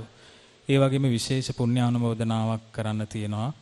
මේ උතුම් ශ්‍රී ගටිකාර සෑරජානන් වහන්සේ ගෞතම බුදු සසුනට පූජා කරලා බොහෝ පින් රැස් කරගෙන මේ සිටින වෙලාවේ ඒ වගේම ගෞතම බුදු සසුනට පූජා කළ මහසෑ රජාණන් වහන්සේ වන්දනා කරලා බොහෝ පින් රැස් කරගෙන සිටින මේ වෙලාවේ අපි මේ හැම පින් ගටිකාර මහා බ්‍රහ්ම රාජානන්ට අනුමෝදන් කරමු. අප මේ පුණ්‍ය භූමිය මුල් කරගෙන මේ රැස් කරගත් සියලුම පුණ්‍ය ධර්මයන් ඒ වගේම මේ පුණ්‍ය භූමිය වජිරාසන භූමිය මෙකිනෝගේ සියලුම සිද්ධාස්ථාන ඇසුරු කරගෙන රැස් කරගත් සියලුම පින් ගටිකාර බ්‍රහ්මරාජයා අනුමෝදන් වේවා අනුමෝදන් වේවා අනුමෝදන් වේවා. ගටිකාර බ්‍රහ්මරාජයා මේ පුණ්‍ය භූමිය ඇසුරු කරගෙන සීල සමාධි ප්‍රඥා වඩන පින් කර ගන්නා වූ සුවහසක් ජනී ජනයා නිරන්තරයෙන් ආරක්ෂා කරත්වා. ගටිකාර බ්‍රහ්මරාජයාද උතුම් චතුරාර්ය සත්‍ය ධර්මය අවබෝධ කරගනිත්වා. සාදු සාදු සාදු. සග්දෙවිඳුන්ද මේ සියලු පින් අනුමෝදන් වෙත්වා. සතරවරම් දෙව් රජ දරුවන්ද මේ සියලු පින් අනුමෝදන් වෙත්වා. සෙන්පති දේවතාවුන් වහන්සේලාද මේ සියලු පින් අනුමෝදන් වෙත්වා. ආයු වර්ණ සැප බල ප්‍රඥා ලබත්වා. මේ පින් බිමත් මේ පින් බිම ඇසුරු කරගෙන පින් රැස් කරගන්න කුසල් වඩන සියලු දෙනාවත් ආරක්ෂා කරත්වා. ඒ සියලු දෙවියෝ උතුම් චතුරාර්ය සත්‍ය ධර්මය අවබෝධ කරගනිත්වා. සාදු සාදු සාදු. ඒ වගේම ශ්‍රී විෂ්ණු සුමන සමන් දැඩිමුණ්ඩ කන්ද කුමාර විභීෂණ පත්තිනි කියන දෙවිවරුන්ටත් භූගර්භ වාසී මහීමාතා දේවගණ ඇතුළු බහිරව දේව පිරිසටත් මේ සියලු පින් අනුමෝදන් වෙත්වා. මේ බුදුපසේ බුදු අරහන්තක මහා විහාර ඉදිකරද්දී අපිට උපකාර කළ සියලු දේව මණ්ඩල සහ අපගේ ඉෂ්ට දේවතාවුන් වහන්සේලාටත් මේ සියලු පින් අනුමෝදන් වෙත්වා. ප්‍රදේශ භාර පළාත් භාර අටමස්ථාන සොළොස්මස්ථාන වාසී දඹදිව පුණ්‍ය භූමි වාසී සියලුම දෙවි දේවතාවුන් වහන්සේලාටත් මේ සියලු පින් අනුමෝදන් වෙත්වා. මේ ඊටාම ශ්‍රද්ධාවෙන් ආරම්භ කළ විහාර මන්දිරයේ කටයුතු ඉදිරි මාස කිහිපය ඇතුළත අවසන් කොට බුදුසසුනට පූජා කරන්නට මේ විහාරයේ කටයුතු බාරකාර වැලිමඩ සද්දාසීල ස්වාමින් වහන්සේට ඒ දෙවිවරු උපකාර කරත්වා. ඒ වගේ මේ සියලු දෙවියෝද මේ විමාන වාසී මණියක්කික නාගරාජය ඇතුළු සියලු දෙවියන් මේ භූමිය ආරක්ෂා කරන නාගරාජය ඇතුළු සියලු නාගරාජයින්ද මේ පින් අනුමෝදන් වී නිදුක් නිරෝගී සුව ලබත්වා. ආයු වර්ණ සැප බල ප්‍රඥා ලබත්වා. චතුරාර්ය සත්‍ය ධර්මය අවබෝධ කරගනිත්වා. සාදු සාදු සාදු. රැස් කරගන්ට දෙනු සියලු පුණ්‍ය සම්පත් අපි අනුමෝදන් කරන අපේ ගුරු දේවයන් වහන්සේට උන්වහන්සේ නිදුක් වෙත්වා නිරෝගී වෙත්වා සුවපත් වෙත්වා. අපගේ පින්වත් ලොකු ස්වාමින් වහන්සේට උතුම් චතුරාර්ය සත්‍ය ධර්මය අවබෝධ කරගන්නට මේ සියලු පින් ඒකාන්තයෙන් හේතු වාසනා වේවා. සාදු සාදු සාදු. පුණ්‍ය භූමිය වාසී මහා සංඝරත්නයට මේ සියලු පින් අනුමෝදන් වෙත්වා. ඒ වගේම මේ මාසය පුරාවට ධර්ම දේශනා පවත්වලා බුද්ධ වන්දනා පිරිස් සජ්ජායනා වලට වැඩම කරලා දාන වලට වැඩම කරලා උපකාර කරපු සියලුම මහා සංඝරත්නයටත් මේ පින්පෙත් අනුමෝදන් වෙත්වා. ඒ සියලු මහා සංඝරත්නයේ නිදුක් වෙත්වා නිරෝගී වෙත්වා සුවපත් වෙත්වා දීර්ඝායු සම්පත් ලැබෙත්වා. චතුරාර්ය සත්‍ය ධර්මය අවබෝධ කර ගැනීමේ වාසනාව ලබත්වා. සාදු සාදු සාදු. රැස් කර ගන්නට දෙනු සියලු පුණ්‍ය සම්පත් ගටිකාර සෑරජානන් වහන්සේ ගෞතම බුදු සසුනට පූජා කිරීම පිණිස ඊටාම ශ්‍රද්ධාවෙන් ඒ කටයුතු බාරගෙන කටයුතු කළ අපගේ පින්වත් රත්නසේකර මහත්මයා චිත්‍රා රත්නසේකර මැතිණිය ප්‍රදාන ඒ දෙදෙනා ඇතුළු පවුලේ සියලු දෙනාට මේ සියලු පින් අනුමෝදන් වෙත්වා. ඒ වගේම පරිවාර සෑරජානන් වහන්සේලා ඉදිකොට බුදු සසුනට පූජා කළ සියලු දෙනාටත් මේ පින්පෙත් අනුමෝදන් වෙත්වා. ඒ සියලු දෙනා නිදුක් වෙත්වා නිරෝගී වෙත්වා සුවපත් වෙත්වා දීර්ඝායු සම්පත් ලැබෙත්වා. උතුම් චතුරාර්ය සත්‍ය ධර්මය අවබෝධ කරගන්නට මේ සියලු පින් ඒකාන්තෙන් හේතු වාසනා වෙත්වා. සාදු සාදු සාදු. ඒ වගේම බුදුපසේ බුදු අරහන්තක මහා විහාරයේ ඉතිරි ඉදිකිරීම් කටයුතු සම්පූර්ණ කරගන්නට දායක වුණා බුදු සුවඳ පදනමේ ගාමිණීසිල්ලා මහත්මයා තිස්ස ගුණවර්ධන මහත්මයා ප්‍රදාන සියලු දෙනා. ඒ වගේම පසේ බුදු විහාරයේ දායකත්වය අරගෙන දායක වුණා සිරිල් ධර්මසේන මහත්මයා ප්‍රදාන පිරිස. සත්බුදු විහාරයේ දායකත්වය අරගෙන දායක වුණා සුගත් ජයක්‍රම මහත්මයා ප්‍රදාන පිරිස. ඒ වගේම ධාතු ආසනයේ කටයුතු සඳහා දායක වුණා චමල් රාජපක්ෂ මහත්මයා, සමින්ද රාජපක්ෂ මහත්මයා ප්‍රදාන පිරිස. ඒ වගේම අනෙකුත් සියලු කටයුතු ඉදිකිරීම සඳහා දායක වුණු විශාල පිරිසක් සිටිනවා. සාවිත්‍රි කරුණානන්ද මහත්මිය ප්‍රදාන පිරිස විශාල දායකත්වයක් ලබා දුන්නා. ඒ වගේම විජේසූරිය මහත්මයා ප්‍රදාන පිරිස විශාල දායකත්වයක් ලබා දුන්නා. ඒ වගේම පද්මසිරි පෙරේරා මහත්මයා ප්‍රදාන ඉදිකිරීම් කමිටුවේ සියලු දෙනා විශාල පරිශ්‍රමයක් දරුවා. ඉතින් ඒ ඔබ සියලු දෙනාටත් මේ පින් අනුමෝදන් කරනවා. සියලු කටයුතු මෙහෙවන්නට බුද්ධික ජයසිංහ මහත්මයා, පද්ම පෙරුම් මහත්මයා ප්‍රදාන පිරිසත් විශාල දායකත්වයක් ලබා දුන්නා. ඒ සියලු දෙනාද නිදුක් වෙත්වා, නිරෝගී වෙත්වා, සුවපත් වෙත්වා, දීර්ඝායු සම්පත් සැලසෙත්වා, චතුරාර්ය සත්‍ය ධර්මය අවබෝධ කරගන්නට වාසනාව උදා වෙත්වා. සාදු සාදු. ඒ වගේම රැස් කර ගන්නට දෙනු සීල පුණ්‍ය සම්පත් උපස්ථාන සභාවේ සභාපතිතුමා රෝහන් කරුණාරත්න මහත්මයා ප්‍රදාන සියලු නිලධාරි මණ්ඩලයටත්, යෝන් සභාවේ සභාපතිතුමා ප්‍රදාන සියලු නිලධාරි මණ්ඩලයටත්, ඒ වගේම වත් කමිටු පූජා කමිටු වල ප්‍රදානින් සියලු දෙනාටත් මේ සියලු පින් අනුමෝදන් වෙත්වා. ඔබ සියලු දෙනා නිදුක් වෙත්වා, නිරෝගී වෙත්වා, සුවපත් වෙත්වා.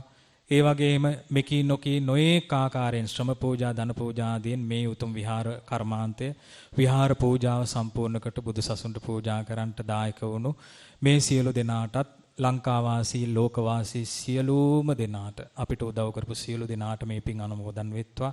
ඒ වගේම ඉදිරියේදී මේ කටයුතු සම්පූර්ණ කරගන්නට එකසේ ශක්තියක් වෙත්වා මහා සංඝරත්නයට. ඉතින් මේ සියලු දෙනාට උතුම් චතුරාර්ය සත්‍ය ධර්මය අවබෝධ කරගන්නට මේ රැස් කළා වූ පරම දුර්ලභ පින් ඒකාන්තයෙන් හේතු වාසනා වෙත්වා. සාදු සාදු සාදු. සියලු දෙනාටම තෙරුවන් සරණයි.